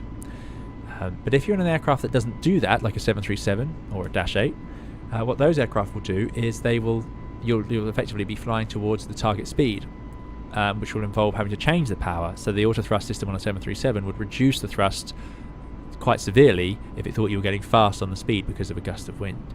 So if you don't use the autothrust, you can smooth out those, because you know if you get a big increase in speed, you're probably going to soon have a reduction as well. So you can override it a bit. But in the Airbus, no point. The Airbus autothrust is very good, very good. And I wouldn't envy anybody having to. You certainly could do it; it would be safe. But if you had to fly without autothrust, let's say it was broken on a day like today, remember the Airbus has very small. You know, it's not like the Boeing throttles. There's not so much movement there. It's a small range, so it's your best bet is setting approach power and sticking pretty close to it, and not fiddling too much, because if you try and target the speed perfectly, you'll get yourself into problems. Anyway, there's through 10,000 feet. We'll go to airports. We're going to clear the RadNav, copy into the secondary. That's all good. We've burned a ton of fuel, 7.2, 8.2, so that works. It's pretty smooth, so they can walk around and get rid of landing lights. All good, and we're on airports. Great. Let's zoom out a bit. And we're on Unicom. Excellent. That was Brighton Palace Pier, and the British Airways I360 says typing scroll. Thanks very much. Garrison's off to eat after a 45-minute queue. Yeah, good idea. Manos says, fly-by-wire team also fixed tuned the autothrust a few days ago. Yeah, it's honestly, it's feeling really good. Someone asked earlier, is this up there with, you know, payware add-ons? Some things that are. The reason it isn't, and it's clearly, you know, a work in progress, is there's just some things that are just missing that would never get put into a payware product, and that's not because the fly-by-wire team haven't done it. Well, it is, I suppose, but it's not their fault. It's because the airplane came like that, and they are fixing it bit by bit. And by being so methodical with it and working through it in that way, they've fixed so many things. It's really amazing. Really amazing. Stefan says, do you want to stay on the A320 for the rest of your career? No, not necessarily for the rest of my career. I'd like to go and try out some other things. Certainly. Not because I don't like it. I absolutely love the 320. But I'd like to try out long haul at some point.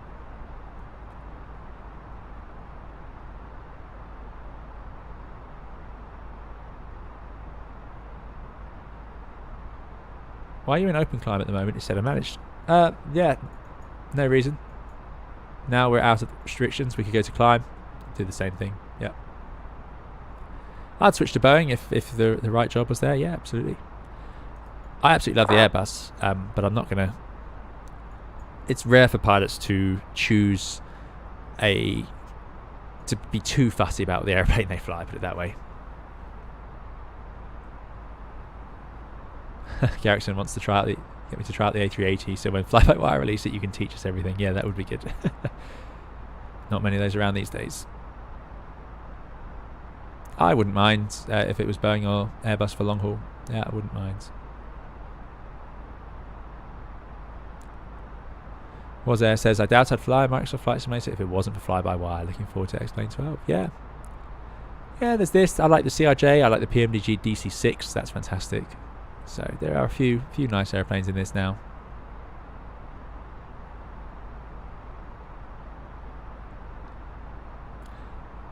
George says, and for long haul at this moment, what is your best, more fitting airplane for you? I really don't know. That's a great question. There's loads that I like. The 340 is lovely. The 350 seems very nice, but I don't know much about it. 380 is my favourite as a passenger. Absolutely brilliant as a passenger. It feels so different to anything else. The Dreamliner obviously has its advantages with its different bleed air system. Thanks for those subscriptions. We had a lot of subscriptions, so thank you. Favourite part of a flight says multi-stage. That would be the approach and landing. It's just the most engaging part for me. I like taxiing as well, but the approach and landing are two of the highlights. Takeoff and climb would be... climb, certainly, this point in the flight is usually my least favourite. And I say that in a very loose scale, but it's just... often you can't see so much, so you get quite a good view in this simulator, but... You know, your nose is pointed up, you're pointing into blue sky, which is lovely, and when you climb out above the clouds, that's a great moment on the climb, but by the time you get up to the high altitude part like this, it's just a lot of numbers ticking over. They get slower and slower, and it sort of goes on and on. And if you try and use the tray table in the climb and start eating too early, your food just slides right back off it onto your lap, so you have to be careful with that as well. Yeah. Miku says the A380 on the upper deck is unbelievably quiet on takeoff. Absolutely, yeah. Kai says, in these conditions, would flap 3 be better? Since if you experience microbursts, you could escape it. So microbursts are associated with thunderstorms normally. This is just windy weather, so I wouldn't be too concerned about microbursts. But yes, if you think you're going to experience severe wind shear, flap 3 is preferred. That's written down by Airbus. Now, that doesn't mean in turbulent conditions you should use flap 3, because Airbus also says that in those conditions you might prefer flap full for greater control, because in flap full you've got more drag, so you have more thrust, so the engines are more responsive, and it's actually slightly easier to get the aeroplane to fly at the right speed, and I find it more controllable. But that's my preference on it. The reality is, fly whatever you think you're going to have the best chance at. What are you used to? If you only ever do flat full landings in the Airbus, you rarely do flap 3. There's no point picking on a windy day and then trying to do a flap 3. Do what you're comfortable with and what you're used to handling. So some pilots love flap 3 landings, and they'll probably be more inclined to do that on a day like today. Now, if you think there's a chance of a microburst or a severe wind shear from the terrain, then yes, flap 3 is what you should do. But you do have to ask, why are you making that approach at all, if you think that you might end up in a severe wind shear like that. But the reason to go flap 3 in those conditions is because the aeroplane has less drag, so if you then have to go into the wind shear escape manoeuvre, which we discussed earlier, and you have less drag out, because remember, you can't change the flaps when you enter the wind shear, you have to leave it all alone. So if you've got less flap out, you've got less drag, so it's better. That's the theory behind it. But yeah, why are you making that approach if you think there's a chance you're going to hit an actual wind shear like that? I don't know.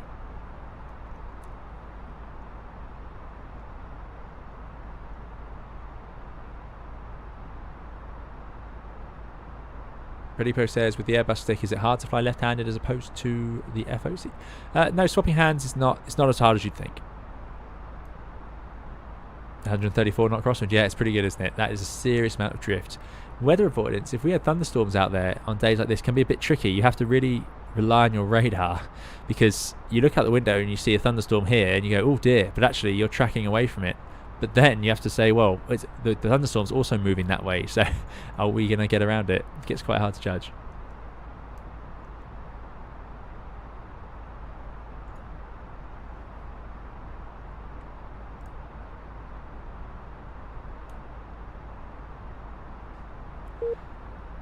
Harry says, how much does an aircraft actually move around in turbulence? As in, does it just move a few feet or loads more than we feel? You know what, I couldn't tell you. If you look at the videos of airplanes on approach, they tend to look quite stable. I bet they felt really rough today, even though you don't see them moving much. So if you can see them moving, then it's probably pretty bad. But whether it's a few feet, meters, I really don't know.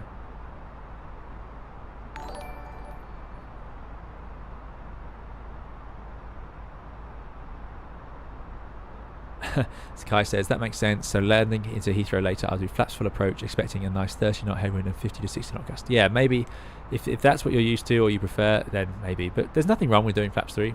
But yeah. Outer marker, middle marker on approach, asks Johnny. Says, I assume they have a height distance checks. Yeah, they used to be. We don't use them anymore.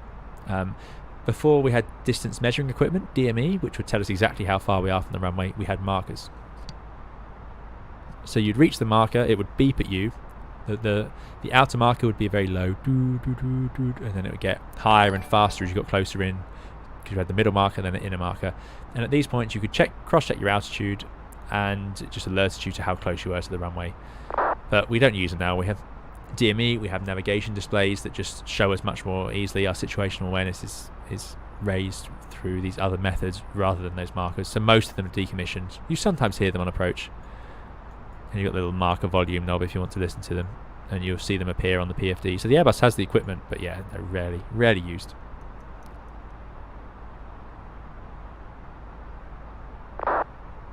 Yeah, indeed, Richard does. They do pop up. And the older aircraft, like the DC-6, I think has the actual lights. Yeah. To turn off the sound, I think if you just turn off this marker down here, make sure that's not lit. I think. Maybe it doesn't work in the simulator. It's honestly a problem that I've never experienced in real life. Sometimes it's there, sometimes it isn't. It's very rare. Don't really think much of it. It's not very intrusive noise on the flight deck. Kyle says, just finished a rough day of ground school. Come home to this. Excellent, Kyle. Hope it's gone well. Yeah, there should be a weekend stream really, but sadly I can't do the weekend stream. I'd love to try the real Beluga. Yeah, certainly. We have flown the Indie Builds one on the channel. Very good. That's a very good fun aeroplane.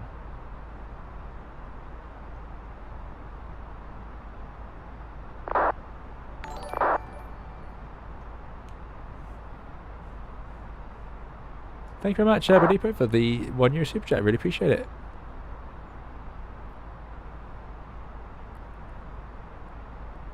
Just letting my YouTube scroll through the chat in case there was a sticker.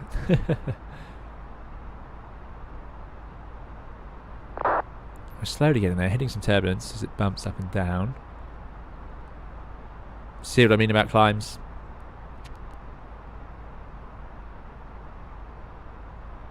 Oh, and Mark, thank you for the 20 Swiss francs. Really appreciate it, Mark. That's incredibly generous of you. I hope you're doing well. Let me just rerun that one. I do apologise. I missed that. Don't know how I did that, but maybe that was the one that just came up. So thank you, Mark. That's incredibly generous. And Mark says, great content. Keep it up. Thank you so much. Really appreciate it. 20 Swiss francs donation. Very kind of you. Bradipo's super chat is €1. So thank you both. That's very generous. And thank you. Yeah, sorry about that, Mark. Yeah, really appreciate it. And Bradipo as well. Almost there. Just going to check that progress page. Optimum 3.9, maximum 3.9. So yeah, 3.7 should be absolutely fine. I'm going to put in to Reno. There it is. 368 miles. Not far. Not far at all.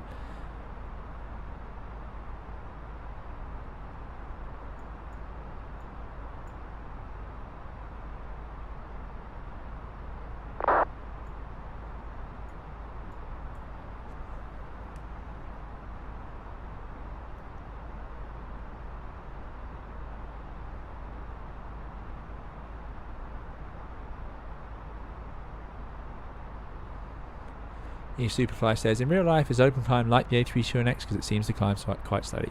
Yeah, so we're 64 tons. We are climbing with not really a headwind, even a slight tailwind. Yeah, no, 1300. This is pretty good. It's pretty slow in real life, yeah. When you get up to these altitudes, the airplane runs out of extra performance. Even if I go to toga now, look at that, there's no change. So that's toga thrust. It doesn't have any more power to give us. That's the engines running as much as they can. If you try to add more fuel, it doesn't achieve anything. It can't do it. It would just flood the engine or whatever. Not flood it, but thrust climb or thrust back in. So yeah, it runs out of performance, and it would struggle to go above 390 at all. You're very welcome, Mark. Thank you. Pretty Pro wants to know, if I could choose any aeroplane to fly, what would I choose? That's really hard to answer, because it's going to depend on what the lifestyle is like on that aeroplane, you know, and that airline, because they all have different connotations. So flying a 747 for a cargo airline will be very different to flying a 787 for a passenger airline. Flying a 787 for a charter holiday company will be very different to flying a 787 from a scheduled airline. You know, there's so much to it. If it's purely the aeroplane, well, I'd have always chosen the 757, 767 if I could have done, but that's basically gone now. Airplanes, yeah, 340, 600, 380, 787, something different, something Boeing. But I honestly, I could get enthusiastic about any of them. 330, 777. If you said to me you were doing a course on any of those, I'm sure I'd be very excited.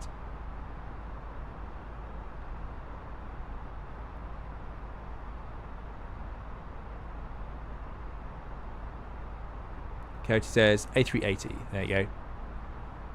I totally understand why. Lauren B says many 757s and 76s still flying in the US. Still several years more. Yeah, I know, but we've given up on them here. Yeah, they're all gone basically. Certainly out the UK, the last few are on the way out. Richard says, how can you not want to be a career Viscount pilot? Yeah, what about the VC10? 74 Classic.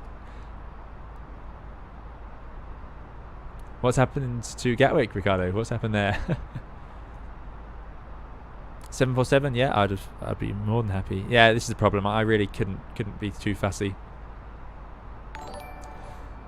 Wi-Fi says the 757-300 is my favourite. Very good. Yeah, I totally see why.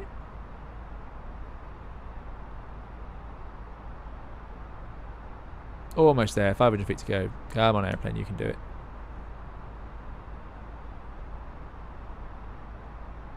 eSuperfly says, have you seen the 757 with the updated cockpit? They look like G3000. No, I haven't. I should take a look at that. Is that a bit like the 73s Max? If I flew the 757, I'd want it to look like the one that we fly on the channel, the oldest style.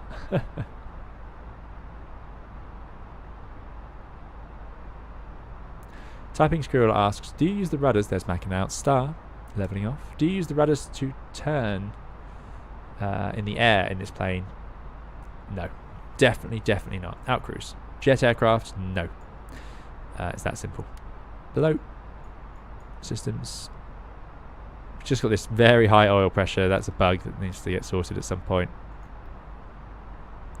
Feels like yesterday all these screens didn't work, and here they are. Look at that. That yellow system's reduced now. See, remember it was too high, but now it's been putting accumulated pressures back. It seems to have sorted itself out. Still no fuel temperature, but we will not complain. 24 is too warm. Something like that's quite normal. Warm in the flight deck.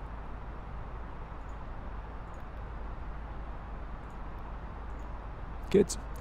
Fuel check. 2 tons now burnt. 6.2, 7.2, 8.2 if we add it all up. So that's pretty good.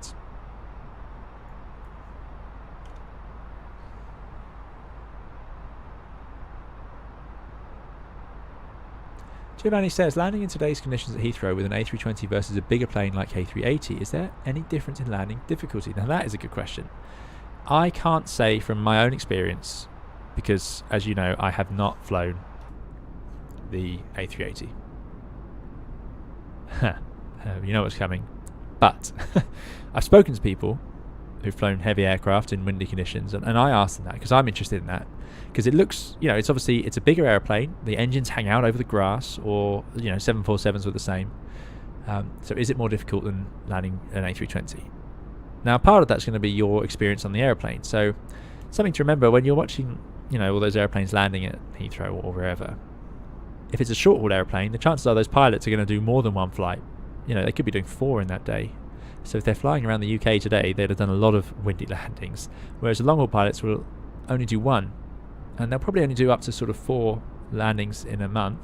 And even then, they probably won't do all of those because they've got to swap it up. So they, even if they flew every sector, they would at most do 2 of those landings. So they'll do 2 landings a month. And then they might do an auto land for one of those if the airplane needs it. And they might even be you know, the third pilot where they won't even do that. So they might do one landing a month. So it's very different. So their exposure to these conditions and hand flying the airplane in windy conditions will be very limited, because of the sheer chance of them flying when it's that windy is so slim, because they're barely doing any landings in a month. Whereas on short haul, you're going to do so many landings. You'll do at least one a day, if not more. So you could be doing 15, 20, 25 landings in a month, who knows. So it's a different ball game. So you're more used to how the airplane behaves. Having said that, long haul pilots will almost certainly have flown short haul before, so they will know what the conditions are like. They'll be experienced pilots, no doubt, and they'll therefore, you know, have the ability to put the airplane where they want it on final approach. Now, the ones I've spoken to who have flown in windy conditions, they tend to say it's easier in a heavy aeroplane. Although they're bigger, and this did come up on that stream earlier, the watching the airplanes land at Heathrow, but they are bigger, and this is purely from what I've had from speaking to people. Like I say, I've not done it myself. But because they're bigger, they're heavier. And they're not just heavier proportionally, they're actually much heavier. It's quite remarkable. An A380 is numerous times heavier than a 320 NEO at maximum weight. An A380 will take 3 times an A320's weight in fuel, you know, 3 times that weight in fuel. Now, an A380 itself isn't more than 3 times bigger than a 320, if that makes sense, in terms of length or width or whatever. But they are much heavier, they're much denser things. So they have better momentum through the air, which can help them in windy conditions, whereas lighter aircraft, like the Dash 8, can find themselves being blown around a bit more, which can be more of a challenge. So that's what I've been told. But there are exceptions to that. There are reasons it could be more challenging. And obviously a bigger airplane has a very small margin for error, because the wheels are already closer to the edge of the runway and things like that. So there are certainly big challenges to it. Also, pilots who flew the 747 have told me that the airplane like that with engines on the outboard part of the wing, so we just have our inboard, and these engines sit, if I go to an outside view, you can't see it now, but they sit very near the landing gear. So the landing gear wheel, when it's down, is somewhere here. So even with some bank on, we do have limits, about 7 degrees roll for landing, but even with some bank on, it's hard to hit the engine. More easy in a NEO. If you had an engine out here, it doesn't take much bank before that's very close to hitting the ground. So that is, keeping the wings level is absolutely crucial, which can make it quite a challenge in aircraft like the 747.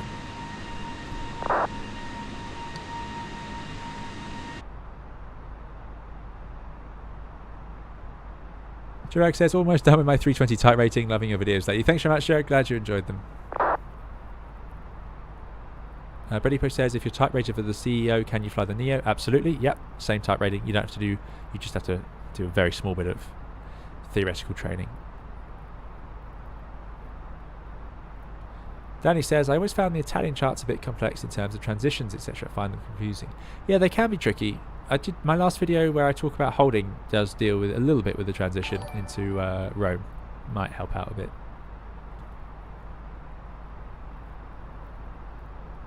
Logan says, I think the wind tolerances on Autolands are very low, but you'll have to ask the 320 sim pilot, nothing like today's winds. Yeah, Autoland couldn't land today. Autoland will go up to, on the oldest 320s, it was 20 knot crosswinds. If you have sharklets, it was 15 knots roll out. So you could auto land at 20, but you couldn't let it roll out. You had to do the roll out yourself. And then NEOs are slightly different. I forget the exact numbers, I need to look them up again. But yeah, it's nothing like 30 knots. You can't do that in any of them. 20 knots is the best case. That's because it's designed for low visibility. You wouldn't want to sit on a day like today and watch the aeroplane do it, because there's too much to monitor. It would not be much fun, no. Oh dear, Superfly got another TCAS Array 100 sent into Milan. Let's right, Milan, Torino.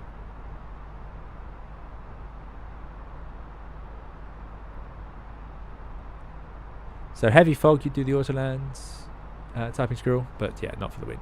Right, let's see what the weather's doing in Torino. So this is a beautiful destination. I'll show you the charts actually. Let's start loading up as we're slightly ahead of the game for once.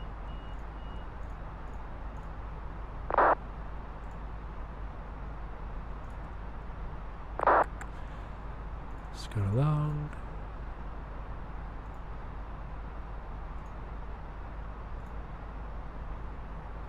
Right. So there you go. This is it. What was our arrival via? Let me check that.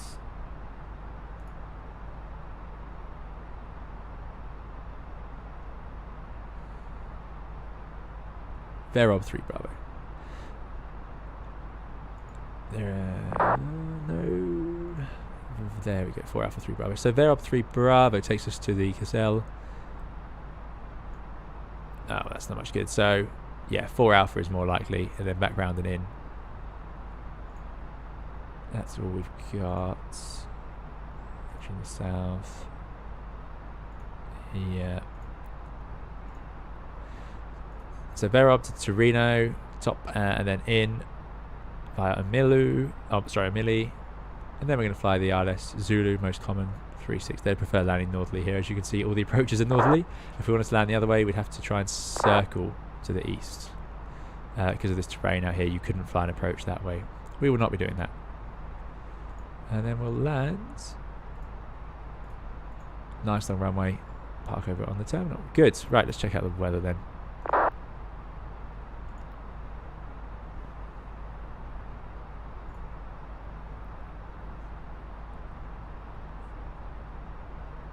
Matthew Presley, good to see you. I hope you're doing well. Matthew Presley is our resident American pilot. Matthew says, if the visibility is low enough fog for Cat 3s, you're not going to have strong winds. Exactly. It's rare. I've only once auto-landed in moderate winds, and by that I mean 15. I think it was 15 knots, something like that, which is that's strong for fog. Very rare. And yeah, it's very unusual, but the airplane does a great job. But typically you don't get that. That was due to a very low cloud base, and that's very rare. There's only a few places where that could happen. Where is it? Received messages. That's us, 1630. Print. Does it automatically appear here now? I think it does.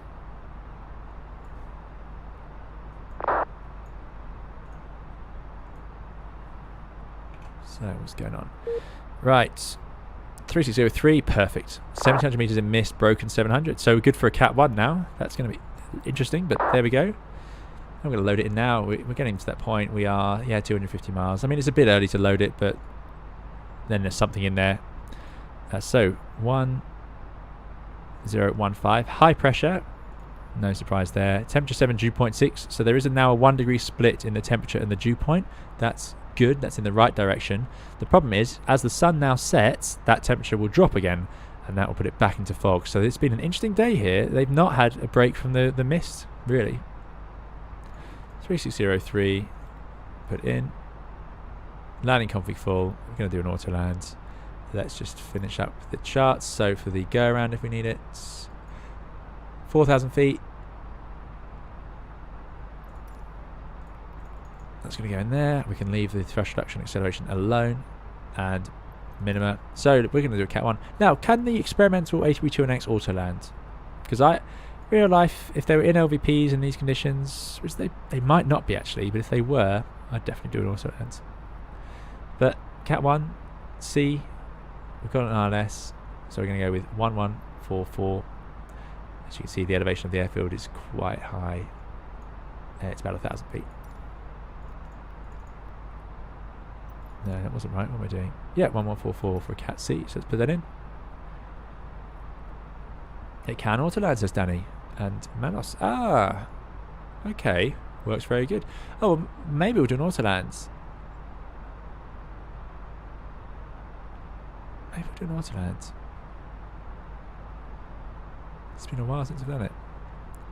And I certainly haven't tried it in this version anyway. Oh, JB says the flypad can display the METAR. Yeah, that's true. I did know that actually, I think.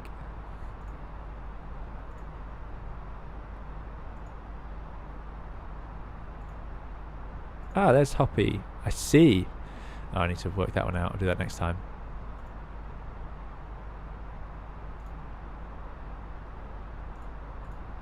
There it is. It's gone red. I like that.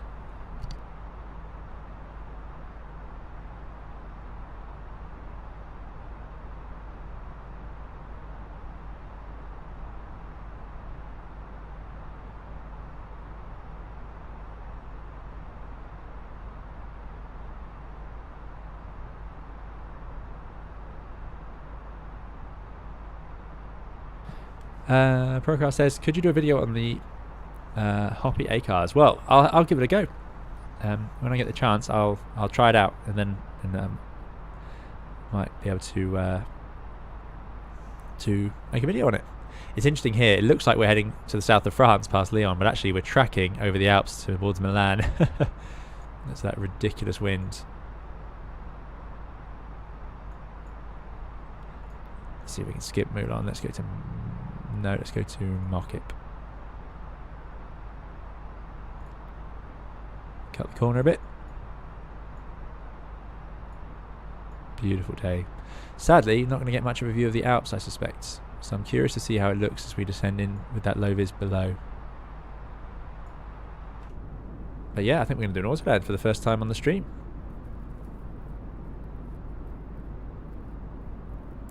Brennan says, is it more common to perform an autoland because of the conditions, or just because you need to perform them for recall every now and then? Depends on the airline. Some airlines will have you do them regularly, even if the conditions are good enough to land manually, just to practice. Some airlines don't bother with that, so it depends where you work as to whether you'll do it more often for one reason or the other.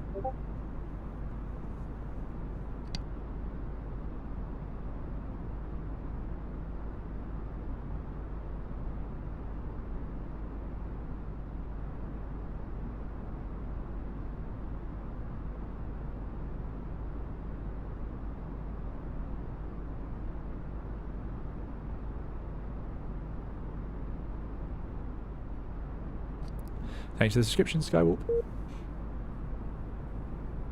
Where on the charts is the landing distance available? Great question. Depends on what you're using. I don't think it's on here. No. So here you need to go to the airport charts, and then you go to the bottom, and you've got these runs available. Landing beyond the usable length. So landing on runway 36. It's got high intensity runway lighting, spaced at 50 meters, centerline lighting, spaced at 15 meters, high intensity approach lighting system 2, something, touchdown zone, what's SFL, I don't know, and then this is the important one, landing beyond the threshold. The glide slope one is pointless for us, the way our performance is calculated, so we've got 2,950 meters landing distance available. Takeoff runs are shown here by the intersection. MSAs are pretty severe here, so it's probably a good idea to load in some range rings, so I'm going to do that. So this is, oh no, what am I doing? We're going to go to, oh come on, fix info. I want to load in some of these lines. We're only going to get to load in 2. It's based on the CSL VOR 25 miles, so let's put in CSL. And let's actually just check. Does the approach chart use a different reference? It's annoying when they do that, but they do. No, it's all using the CSL, and then we need 011 and 068. Now, it's annoying because we actually have to use the reciprocal of those. So 191. So CSL 191. And what's the other one? 068. So that's 248, which makes sense. We're going to put a ring around 25 miles. Okay. So now, if we go to our plan, zoom to 40, press flight plan, then press airports to jump to the airport in here. Ah, well it should do. Oh, that doesn't work. In the real airplane it would. It would jump straight to the airport. And this flat 1, flat 2 thing doesn't exist in the real airplane either. But there's Milan, and I keep saying Milan. It's not Milan, it's Turin. But there's that ring. So we know that in this sector, down to Verob, the MSA is 15.7, very high. And then it drops as we head down here to 13.6. And then down here it's 3.8. So let's put in the approach. That's 36 Zulu. Coming in via Verob. So there's 3 Bravo and 4 Alpha. We decided 3 Bravo is no good. It's just that's the procedural route. I'm expecting the 4 Alpha via top, And now if we look on here, that's sort of it. Yeah, you go straight across, top, then background and in. It's got a huge arc there. Hopefully when I insert it, it will figure out that it's going to fly that a bit slower and remove that. No, so the real airplane doesn't glitch like that. It would work a bit more neatly, but that's all in there as expected. Now the reality is they'll probably take us downwind, so that's what I'm going to sort of simulate. We'll go downwind and then backing in. To do that, oh, we don't get that chart actually, but yeah, that's what I'll be planning to do. Or we could do it procedurally. Let's see, what would that be? No, it's not set up for that. We'd have to do a different approach. We'd have to do the... Yeah, that's the one. So you can see here, even the procedure actually takes you closer to the terrain as you descend downwind and then turn back and in. So we'll stick with that plan, but I'll actually radar vector myself downwind and into the ILS. Just a bit more realistic. Let's put in the progress page. So we've done the flight plan page now. RadNav, India Tango Oscar Charlie 108.7. That is here, 360 degrees, that's correct, north, and it's got a co-located DME, which is good news.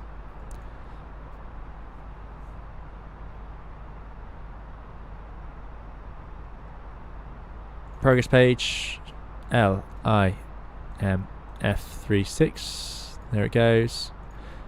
Performance, it's all done, we've loaded up the weather, got the minima, going altitude was 4,000, because I hadn't loaded it in, there we go. It did save the minima. If you change the approach, it does drop that, so you have to re-enter it. It saves the performance, very clever, very good. As ever, the Airbus just looks after you. Good, so that's all set up. Plenty of extra fuel. So we've got time to think about it before diverting to Zurich. We've got 1.8 extra. We have burned a bit of that extra fuel sitting at the holding point. I'm going to go for low water brakes, a nice long runway. Okay. So we're getting ready now to descend. And this is to go to the airfield, 177. Now we've got a bit of time. Good.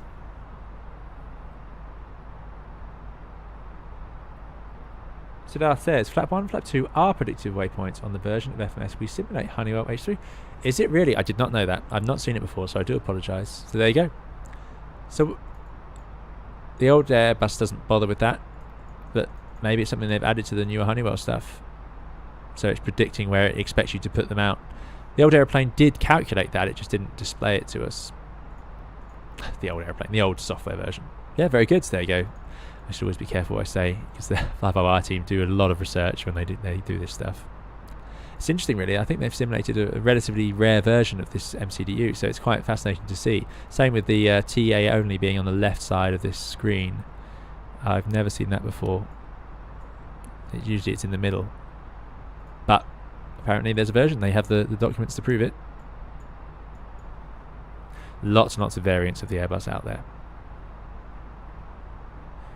Manel says, should you put radio no for autoland? Oh, great point. Yeah, sorry, of course. So if we're going to do an autoland, we're going to assume that the airport is in low visibility procedures, and therefore we can use the low vis minima.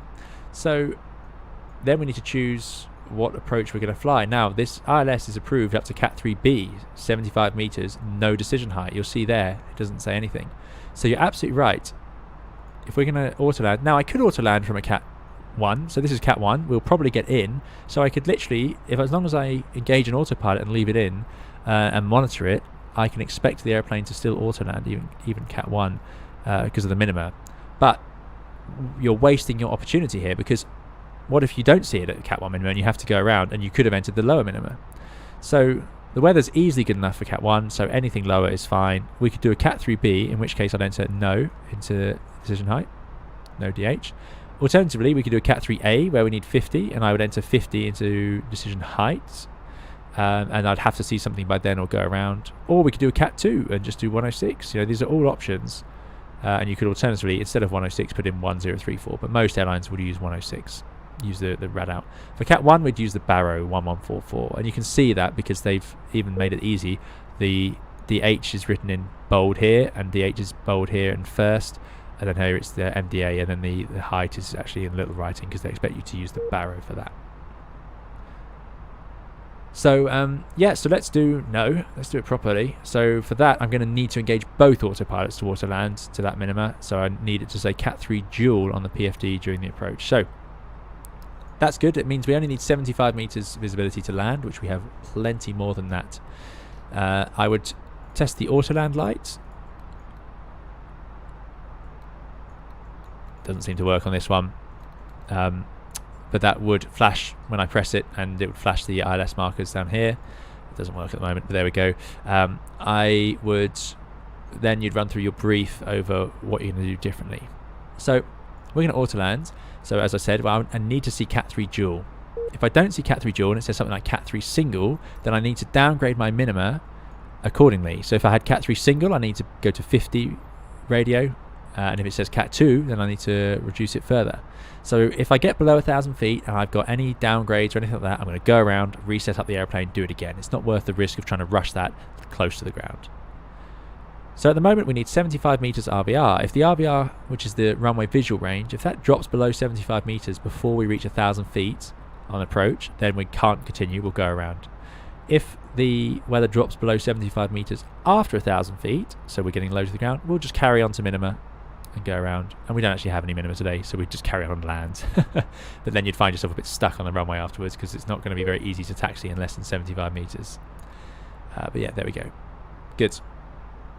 If we missed approach, that's all as normal. 360 to 4,000 feet at 2 miles, make a right turn. So basically, go ahead and then right away from the terrain, enter the hold. 220 knots, so we know we can do that clean because we took off and went clean at 220 knots to hold. If we are on approach below 1,000 feet and we get any downgrades, we'll go around. If we get any cautions on here, we'll go around. We're not going to faff around. We need to know the airplane is working properly and we don't want to be distracted. I'm going to be monitoring. I need to make sure that I see land appear up here, so the modes will change from lock and glide slope to land. It will go into that mode by 350 rad out at the latest. By 30 feet, I need it to say flare. If it doesn't do either of those, we'll go around. As soon as the main gear touches down, I want to see rollout appear up there before the nose gear touches down. And that way, I know the airplane's going to fly the auto land for us. If none of those happen, we'll bin it and we'll go around. That's pretty much all we're going to do for this. If we don't see rollouts, we don't need to go around though. We can just take off the autopilot and fly the rollout ourselves. One thing to remember is disconnecting the autopilot. It will stay on, and if you try and take the airplane off the runway with the autopilot still engaged, you can using the nose wheel steering tiller, but as soon as you let go, it's going to try and drive itself back towards the centre line. Very awkward, so we'll disconnect it whilst we're rolling out. Mr. Min says, I remember driving at 50 meters visibility on a highway, little orientation and much fear of getting hit from behind. Yes, it's not comfortable. Especially at highway speeds, we'll be going a bit slower by the time we're actually off the runway. Redipo says, is it normal that if I'm landing following Cat 2 procedures, the aircraft still reads Cat 3? Yes. So as long as you engage both autopilots, it will say Cat 3 dual usually, unless there's a fault. So that doesn't matter. Your minima still apply as Cat 2. But the airplane it doesn't know what you're trying to do, it just knows what it can do. And if you've got both autopilots, it will say Cat 3 dual, one autopilot, Cat 3 single. If you have an engine failure and you're single engine, you can engage both autopilots, but it will only tell you Cat 3 single because it knows you're only Cat 3 single. It's very clever, very, very clever. So capable. This is where the Airbus is leaps and bounds ahead of, I'd say, the 737 and certainly aircraft like the Dash 8. Its capabilities in automatic landings are huge, and it can do auto lands on single engine. It can downgrade all sorts of ways and still auto land. It's very clever. It could auto land flap 3 as well. Johan says, hey, my favourite place to harvest some acknowledgement. What do you think about the new snappy, speedy button knob switches? They are very good, Johan. Thank you very much. Yeah, it's feeling great. This is definitely a new high point for the A32NX because it's all just...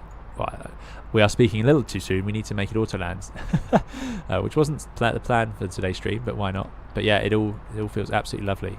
Really, really like it. Yeah, very nice. So well done. Zero fuel weight CG says, Carl, you can't calculate it, you just have to know. But remember, it is in here. If you go MCD menu, ATSU, AOC, weight and balance. zero fuel HCG is there. Or on fuel prediction page, just press next to here and it will tell you your weight. Uh-oh. That is not so good. Okay, good. We solved that one. Don't know what that page was. Never seen that before.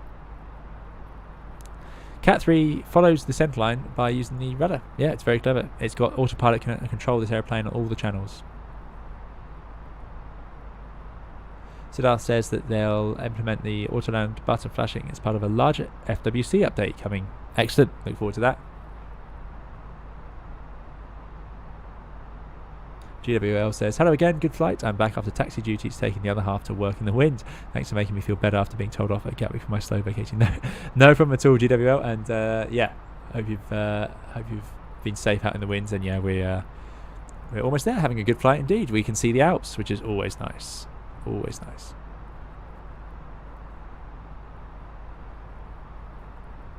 Matthew says I continue to track the localizer. So some aircraft can't auto land, and then yeah, the localizer can be definitely useful for that. Thanks, Hannibal. Appreciate it.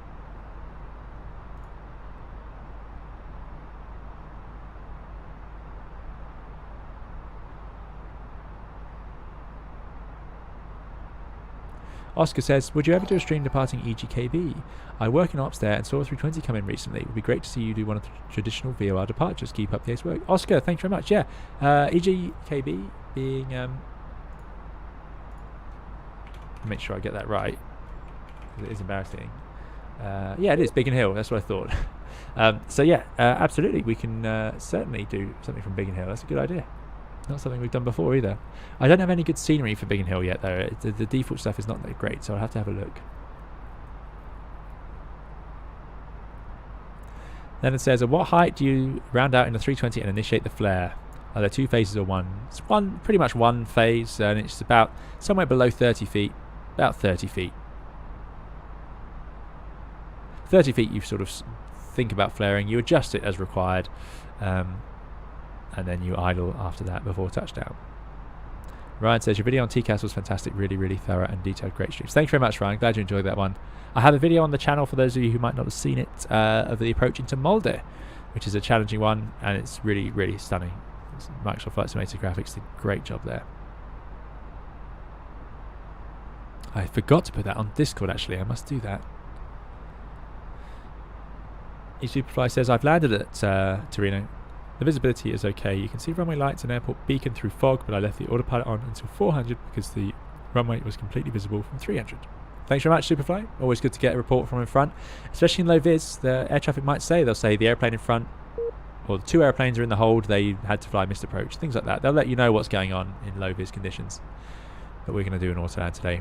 Yeah, if you do fly in low vis conditions manually, you have to be careful. A common thing to do is as you break visual, especially low down, people tend to pull up away from the runway because the visual picture looks very funny with clouds obscuring the top half of the windscreen.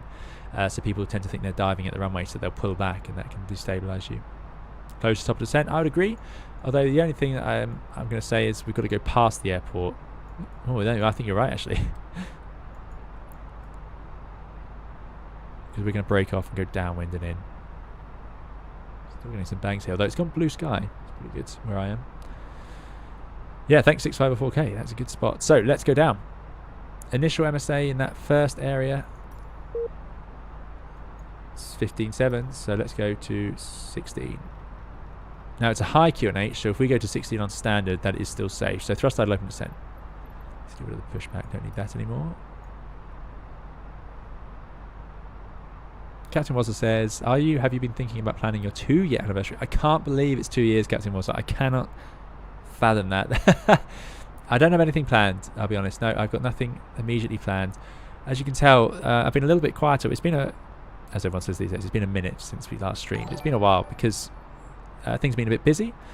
Doing the done some videos, took a little bit of a break from some of the streaming for a few reasons, but it's great to be back doing it today. So thank you all for joining us here. But yeah, it's I can't believe it's been 2 years. So we'll have to think of something to do. Probably a group flight, something like that, something nice like that. I do enjoy those.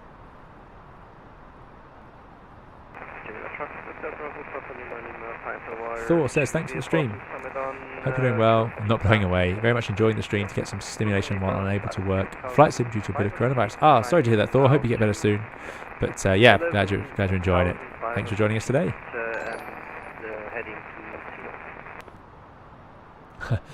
Richard says, Big Jet TV made the front page of BBC News. Yeah.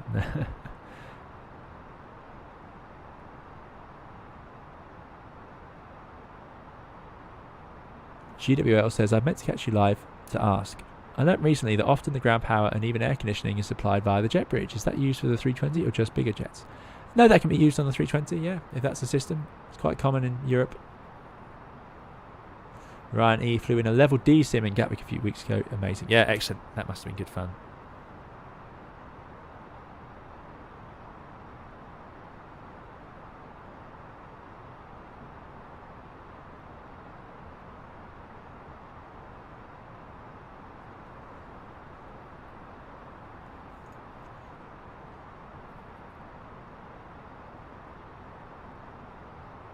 I fly in Europe in real life.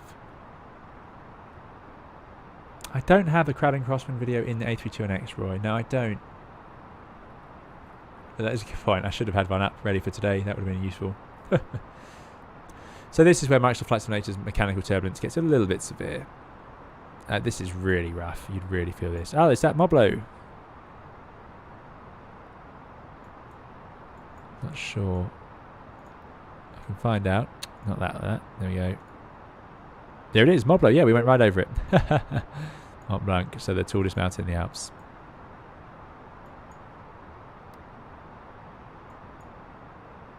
Oof, poor passengers.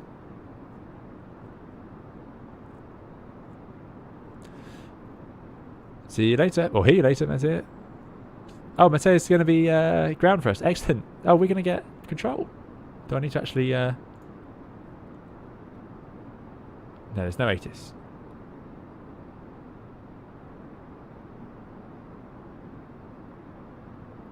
Okay. So we'll continue to do what we want.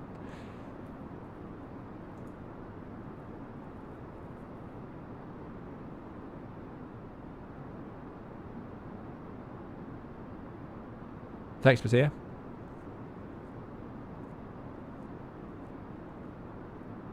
Toxic says, what stick or yoke should I buy for first time use?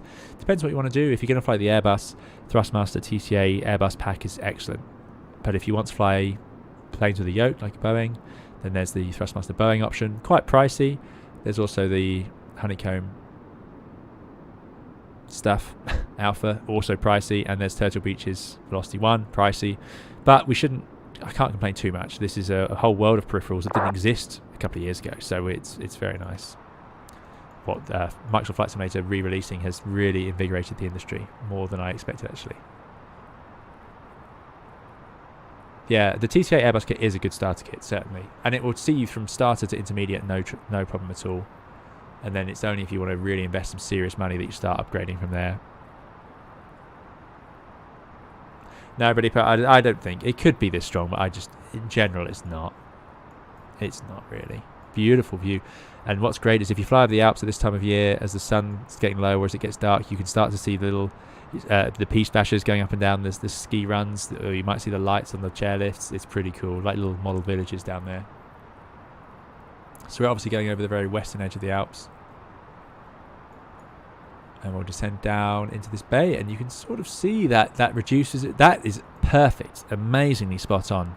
That's such a common sight. You come over the Alps and you get to the south side into a high pressure, and then you have this just fog or mist sitting in the bay. Yeah, that's what I was hoping to see. So that's pretty great.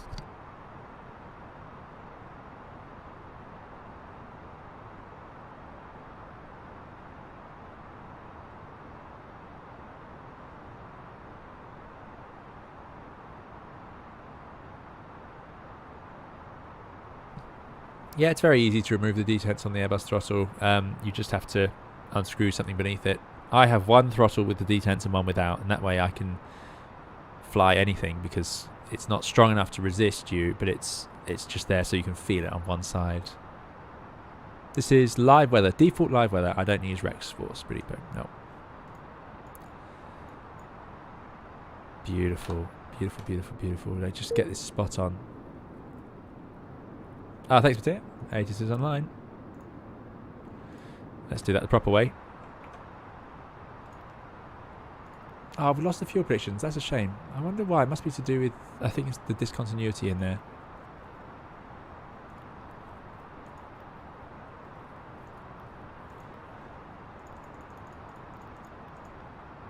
Oh, there isn't a discontinuity. That's the...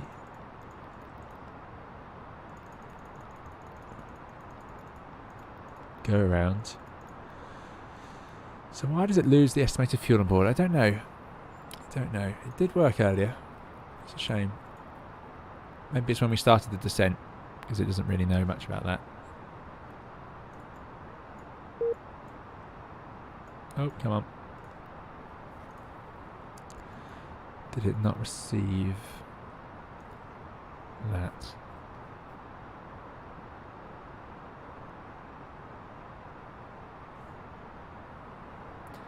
There it is. Ah, D8 not available. That's why I didn't print.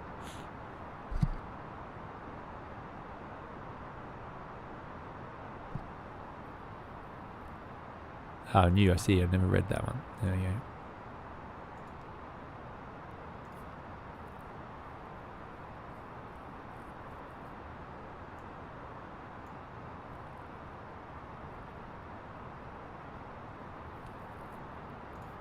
Oh well, good. Anyway, we have our plan, so let's see. How close are we now? We're going down to 16, we're at 18, so we're going to have to get further descent shortly. But yeah, in real life, you get sort of right next to the airfield and they just take you downwind as far as you need before you come back in.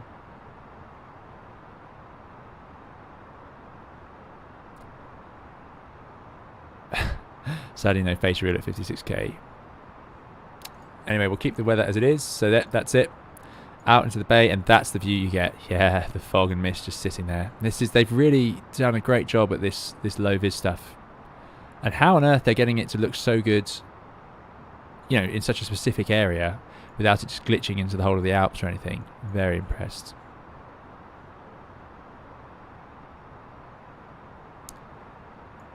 So, let us run the... can we do the approach checklists? Yeah, briefing is confirmed. Decam status is checked. Very important in this case. There's speed out star. Because we need the airplane to be Cat 3 capable. So without status page, we know it is. Seatbelts needs to go on. Let's put them on now. Power ref. We've got standard, so we can't continue that checklist yet, really, until we go downwind. Right, let's go. So heading. Wind is coming from the slightly from the right, so we'll do a slightly off there. Zoom in. And what we'll do is we'll do a direct later on as we get closer in. So we're going to head downwind and we'll go direct to airslip when we're ready to go back on ourselves, and that will clear out the rest of the flight plan.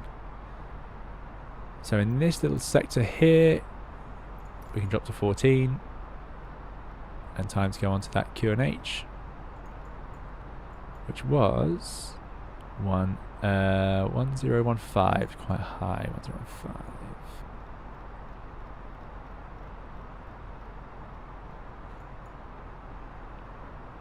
There we go, and you can see that wind blowing us across, so we have to turn more towards the mountains to make it work.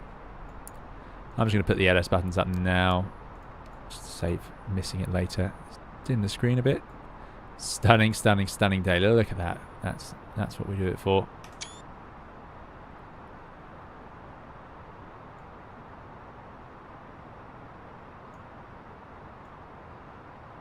LIMF ground, it's online, 1217.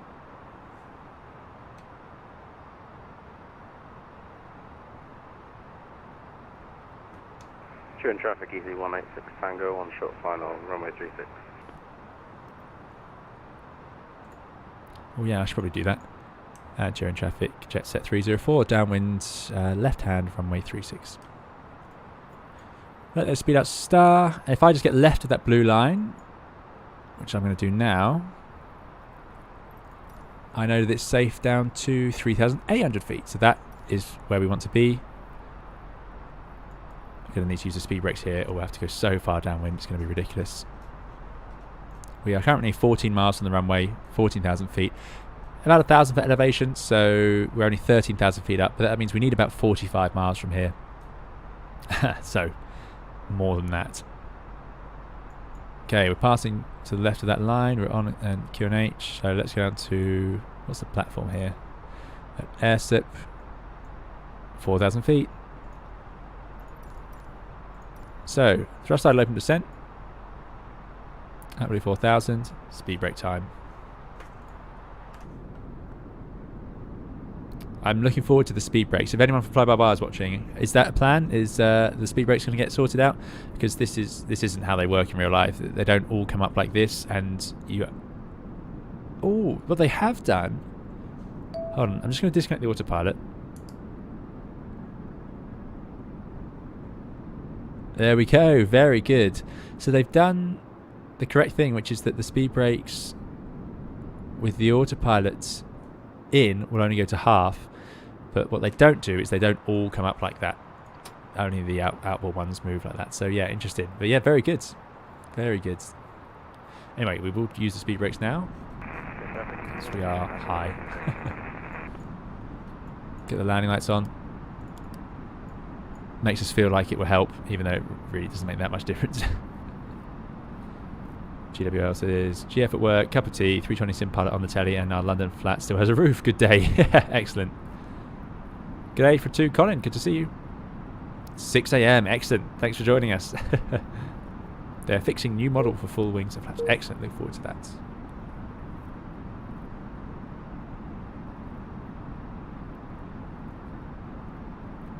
Sash says, I'm afraid this is a limitation of the current model. With the custom one, it would be better. Excellent. Look forward to that. Right, reducing to 250 knots below 10,000 feet. That's quite normal now. Distance to the runway 27, pointing away. I'm going to turn towards Airsep now with a left turn. It's not managing that. So the real airplane would show you before it does it which way it's turning. So we're going to do it in heading. So we basically want to go east. Because we have at least 30 miles to run. Get rid of the speed brakes now. I've got distracted there, so we're running a bit fast south. Outside of chart. Yeah. So my hope is, if I go to nav like that, we'll get a better picture. As we start the turn, I can then do direct to airsip and it will go straight towards it. There's 10,000 feet, lights are on, belts are on. So let's continue the approach there. Let's start it again actually, because it didn't work. So briefing is confirmed, decam status checked, seatbelts are on, power F is 1015 set. We've got no DH and we've got engine mode selector to norm. That is all we want. Right, let's try again, direct, airsip, nav. So yeah, the real airplane does an amber line, it shows you so you can tell it's going to turn the correct way, which is actually surprisingly useful. So 9,000 feet, we're 8,000 feet above the runway because of its elevation. So we need 24 miles. In a straight line to the runway, we have 31. So we are below profile, but slightly fast. So I'm going to activate the approach phase and start trading the fact that I'm low. I'm going to allow the airplane to reduce its rate of descent and slow down. And that should work out nicely. TPR is wrong. So we'll ignore that until we get a bit closer. It does usually work a bit better actually. In the real airplane, the idents work further out than it does in the simulators.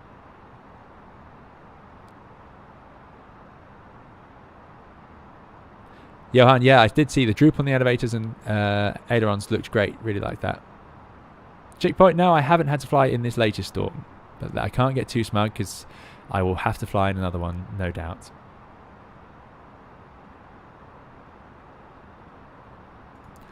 With the landing lights, if there's no landing lights or just one, they could be broken. So it could be that they're not set up. It could have been that, yeah, they were just missed because there's too much going on dealing with the weather.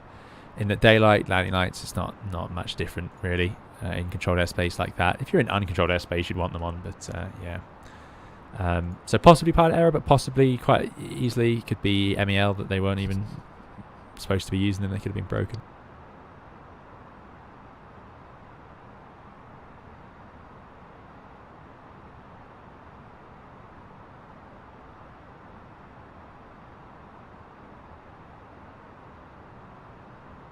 Procast says, for a storm like this, would you be a bit nervous, or is it all in the day's work?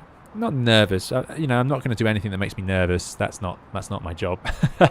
I'm just going to control the vertical speed here because we're about 6,500 feet above, so we need 18 miles.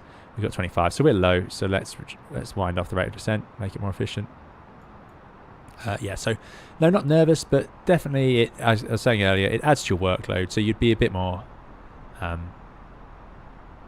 There's going to be higher levels of stress today, certainly, but not nervous, because if I'm feeling nervous, well, we won't do it. We'll go somewhere better. We'll just go somewhere where the weather's nicer, and you'll have that plan.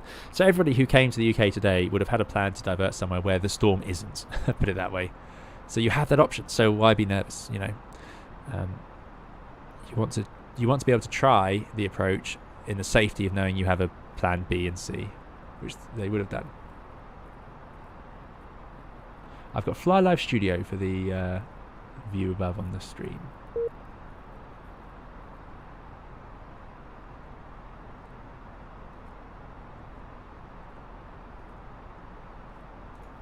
Okay, there's the glide slope. It's all come to life. ITOC. It's a flight simulator limitation that it displays it late. X-Plane does exactly the same thing, as I found out in Innsbruck. So that's nothing to do with the fly-by-wire.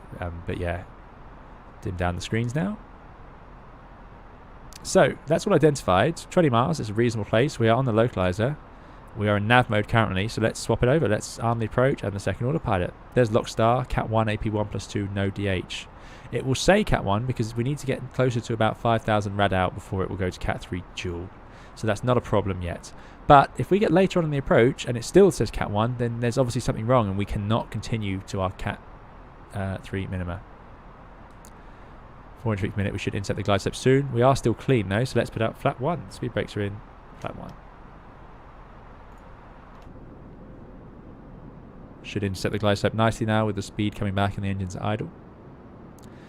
Leonardo says, how is that calculation you're doing about miles and altitude? If you look at my video, Leonardo, called When to Descend, I talk exactly about this. Roughly 3 times table, but it's all explained in that video. Right, let me load up the replay tool. I actually had it started ready for today. But we are, of course, just going to be replaying an autoband for the first time on the channel. Let's hope it works.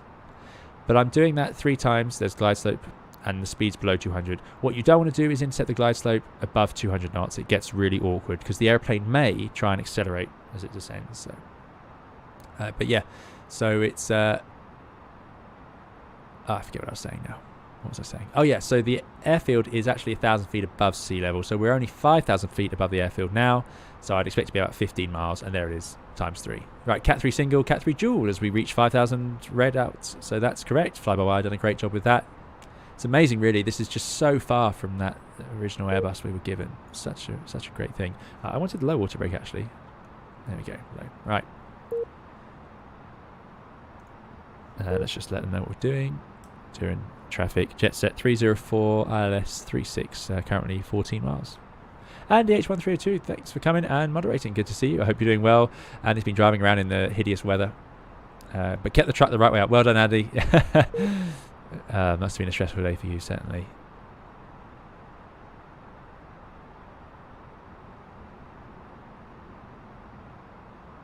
Beta says, I live in Turin. Excellent. Beautiful part of the world, no doubt. So this is good. So we've got the air power back. Entering the low vis now. Temperature is... That's actually 17. It's a bit warm, so we don't need to do anything. Weather's looking a bit nicer than we originally thought anyway. But good to do the autoland. In fact, we can see the latest METAR here. It's 1,500 meters. Okay. On the runway. So, yeah. Easily good enough for Cat 1. Thanks for the subscription.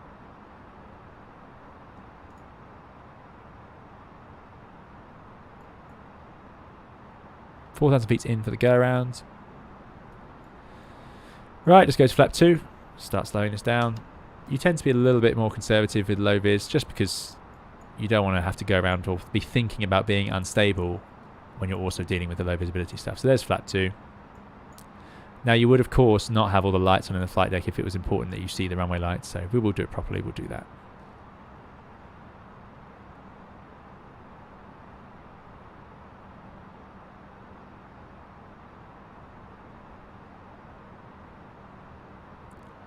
So 18 degrees, still no need for any anti-ice. Now there's no headwind, so you can see that that's causing us to struggling to slow down. 180 knots, 8 miles. This is pretty realistic. This is what I'd expect to happen. 2,500. So it's time to put the gear out, or we'll just end up having to worry. So the gear down. I say worry in the loosest sense of the word. But yeah, we don't want to be distracted. Now, nice and gently, it's going to decelerate. We've already done our altitude check. So let's see how this autoland goes. As a refresher, by 350 rad out down here, I want to see land appear at the top. If I don't, I'll go around. By 30 feet, I want to see flare. It takes 2 pilots to autoland in real life because there's a lot to monitor. Right, all looking good. Flaps to 3.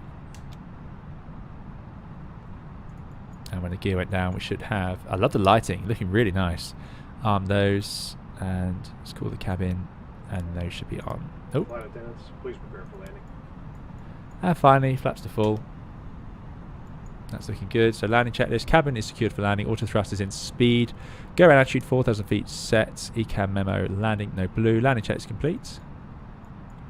Right, this is good fun. I'm excited to see what happens. So into the Merc we go. Temperature, just got to think about ice, is below 10, so engine anti-ice on. Quite common in low vis to need that, to be honest. There's the outer marker. Irrelevant to us really, but there it is. If it was broken, often it's NOTAM that's out of service for years. Don't need excuses today, Chick Point. The airplane's doing it. We just need to be ready to go around. If we do go around, straight ahead, 2 miles, right turn, and then we'll worry about it from there. And there we go, we're visual.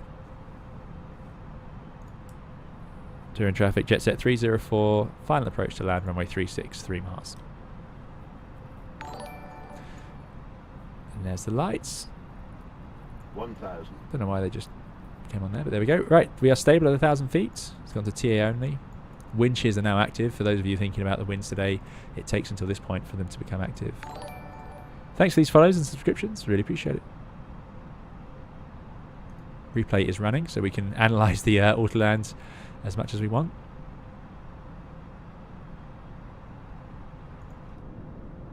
Love that. Love that strobe light in the mist. This is the only simulator that I've seen that does that. Very nice. It is possible, if you were really concerned about seeing the runway, you might consider turning those off if it was really foggy, and then that removes the glare in front of you. Right, 500 feet, so now I want to see this change to land. 400. There it goes, lands by 350 rad out.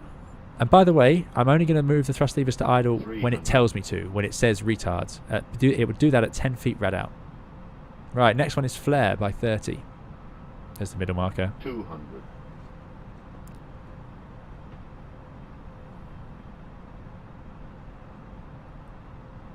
100. 50. There's flare. 40, 30, 20, 10. Retard. Retard. 5. Oh, it's done a good job here. Roll out. There it is. Unbelievable. Wow. Oh, I'm forgetting to select reversers. There we go. Right. Automatics still in. The brakes haven't worked, so let's do that ourselves.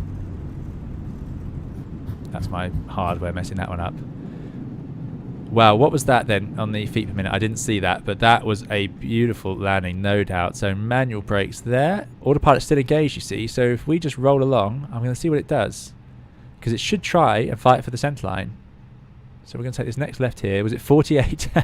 That was impressive. That was spot on. I mean, that was better than the airplane does autoland, but sometimes it does one that nice. Yeah. So you see it weaving ever so slightly, and the real airplane does this. It's not perfect at that centre line. And now, if we try and go left, let's see what happens.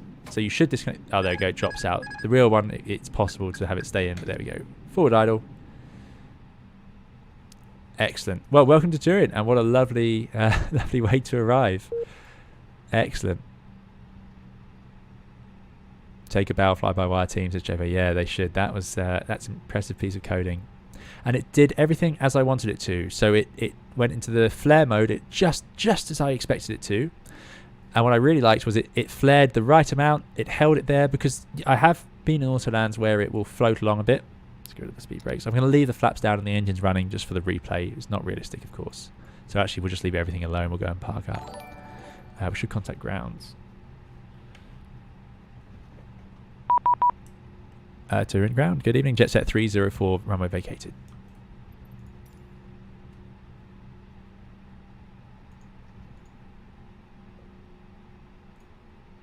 Oh, I got the wrong frequency. 1217? 1217. Torino ground. Good evening. Jetset 304.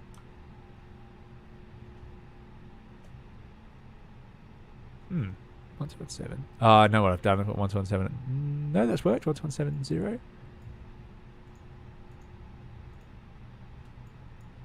Huh. Very odd. They're flying, Fabio. Good to see you. I hope you're doing very well. Thanks for joining us.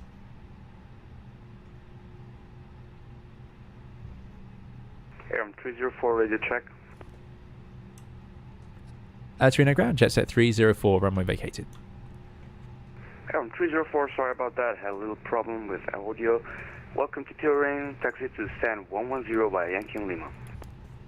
Thanks very much. Stand 110 via Yankee and Lima. Thank you, Jetset 304. It started to run away a bit there. Let's just figure out where that is. As I said, so we are leaving everything alone. But Yankee turns into Lima, and we're going for stand on the main apron 110. So right in the middle of the main apron. Lovely. What a good spot. So we won't do the full after landing flow. I will start the APU. I'll do that just because when we move the airplane around, it might keep the power on.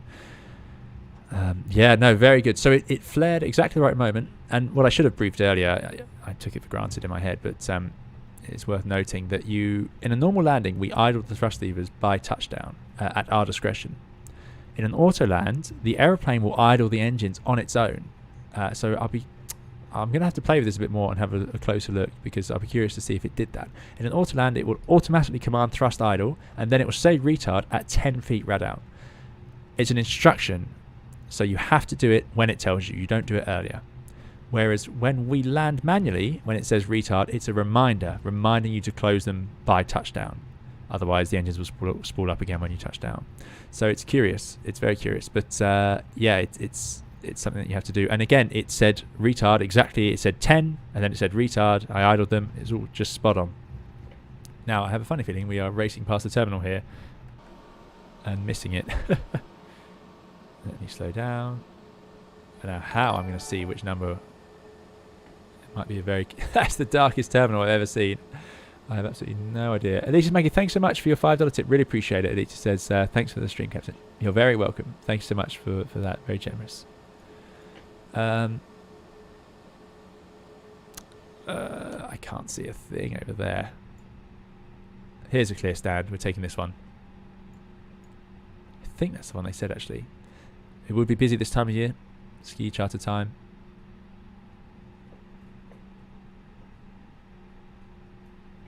So yeah, we're going to go look at the replay.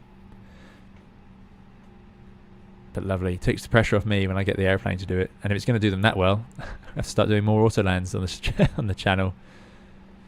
Right, brake set. So we won't shut down because we can't for the replays. But yeah, thank you to the VATSIM controllers. Great job from all of them. Been really, really good to have them there. Right, we're going to disconnect. Thanks, Jasper M. Very kind for the 5 Swiss franc super chat. Really appreciate it, Jasper. Hope you're doing very well. And thank you for being so generous to the channel. Right.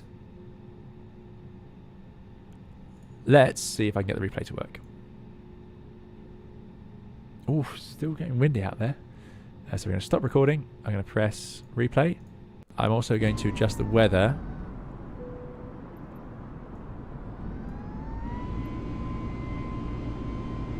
Something like that, wasn't it?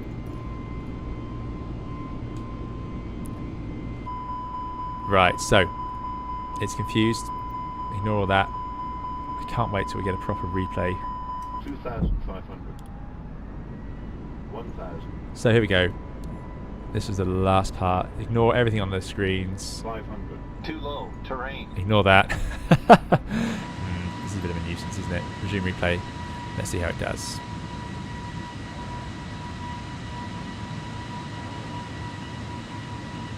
the speed brakes are sitting up like that. I mean, you all know what it did. It did a fantastic job.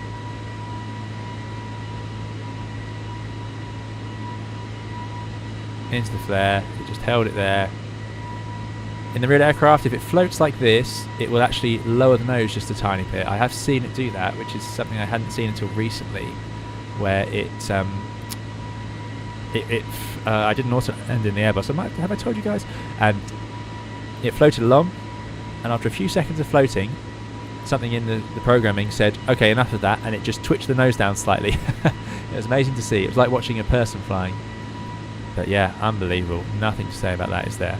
Centre line, all sorted for us. We'll have to try it out in a bit of a crosswind, put it through its paces. It should be able to do, I think it's 15. Okay, right, well, I don't know why the engines are running at Toga. That's a little bit disappointing, but there we go. I can actually influence that. So let's put it back up in the sky. Let's see where we are. Getting ready for the outro music. That should be maybe a little bit further back, a bit low.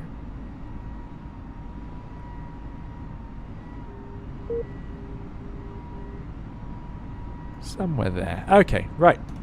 So, wing view we're going to get, and I'm going to say thank you all very much for joining us today. I've really enjoyed it. Sorry it's been so long since the last stream, but as I said, there are some new videos on the channel. Some more to come as well, planned out. We might take a little bit. I'm not sure when the next stream will be, but soon enough. Yeah, it's been an absolute pleasure to sit and chat aviation with you all again. I really missed it. So, thank you so much for coming along. Thanks for the very kind donations, those of you who've donated. Thanks, of course, for watching along. Thanks to all the new subscribers for joining us. And thanks again to Elitist and Jasper, sorry, just at the end for those tips there. Really appreciate it. Thanks to the moderators for keeping us safe, chatting and keeping the chat safe in both Twitch and YouTube. And we'll see you again in another live stream or video soon enough. So let us start the music, and I'll say keep safe. Well, bye-bye.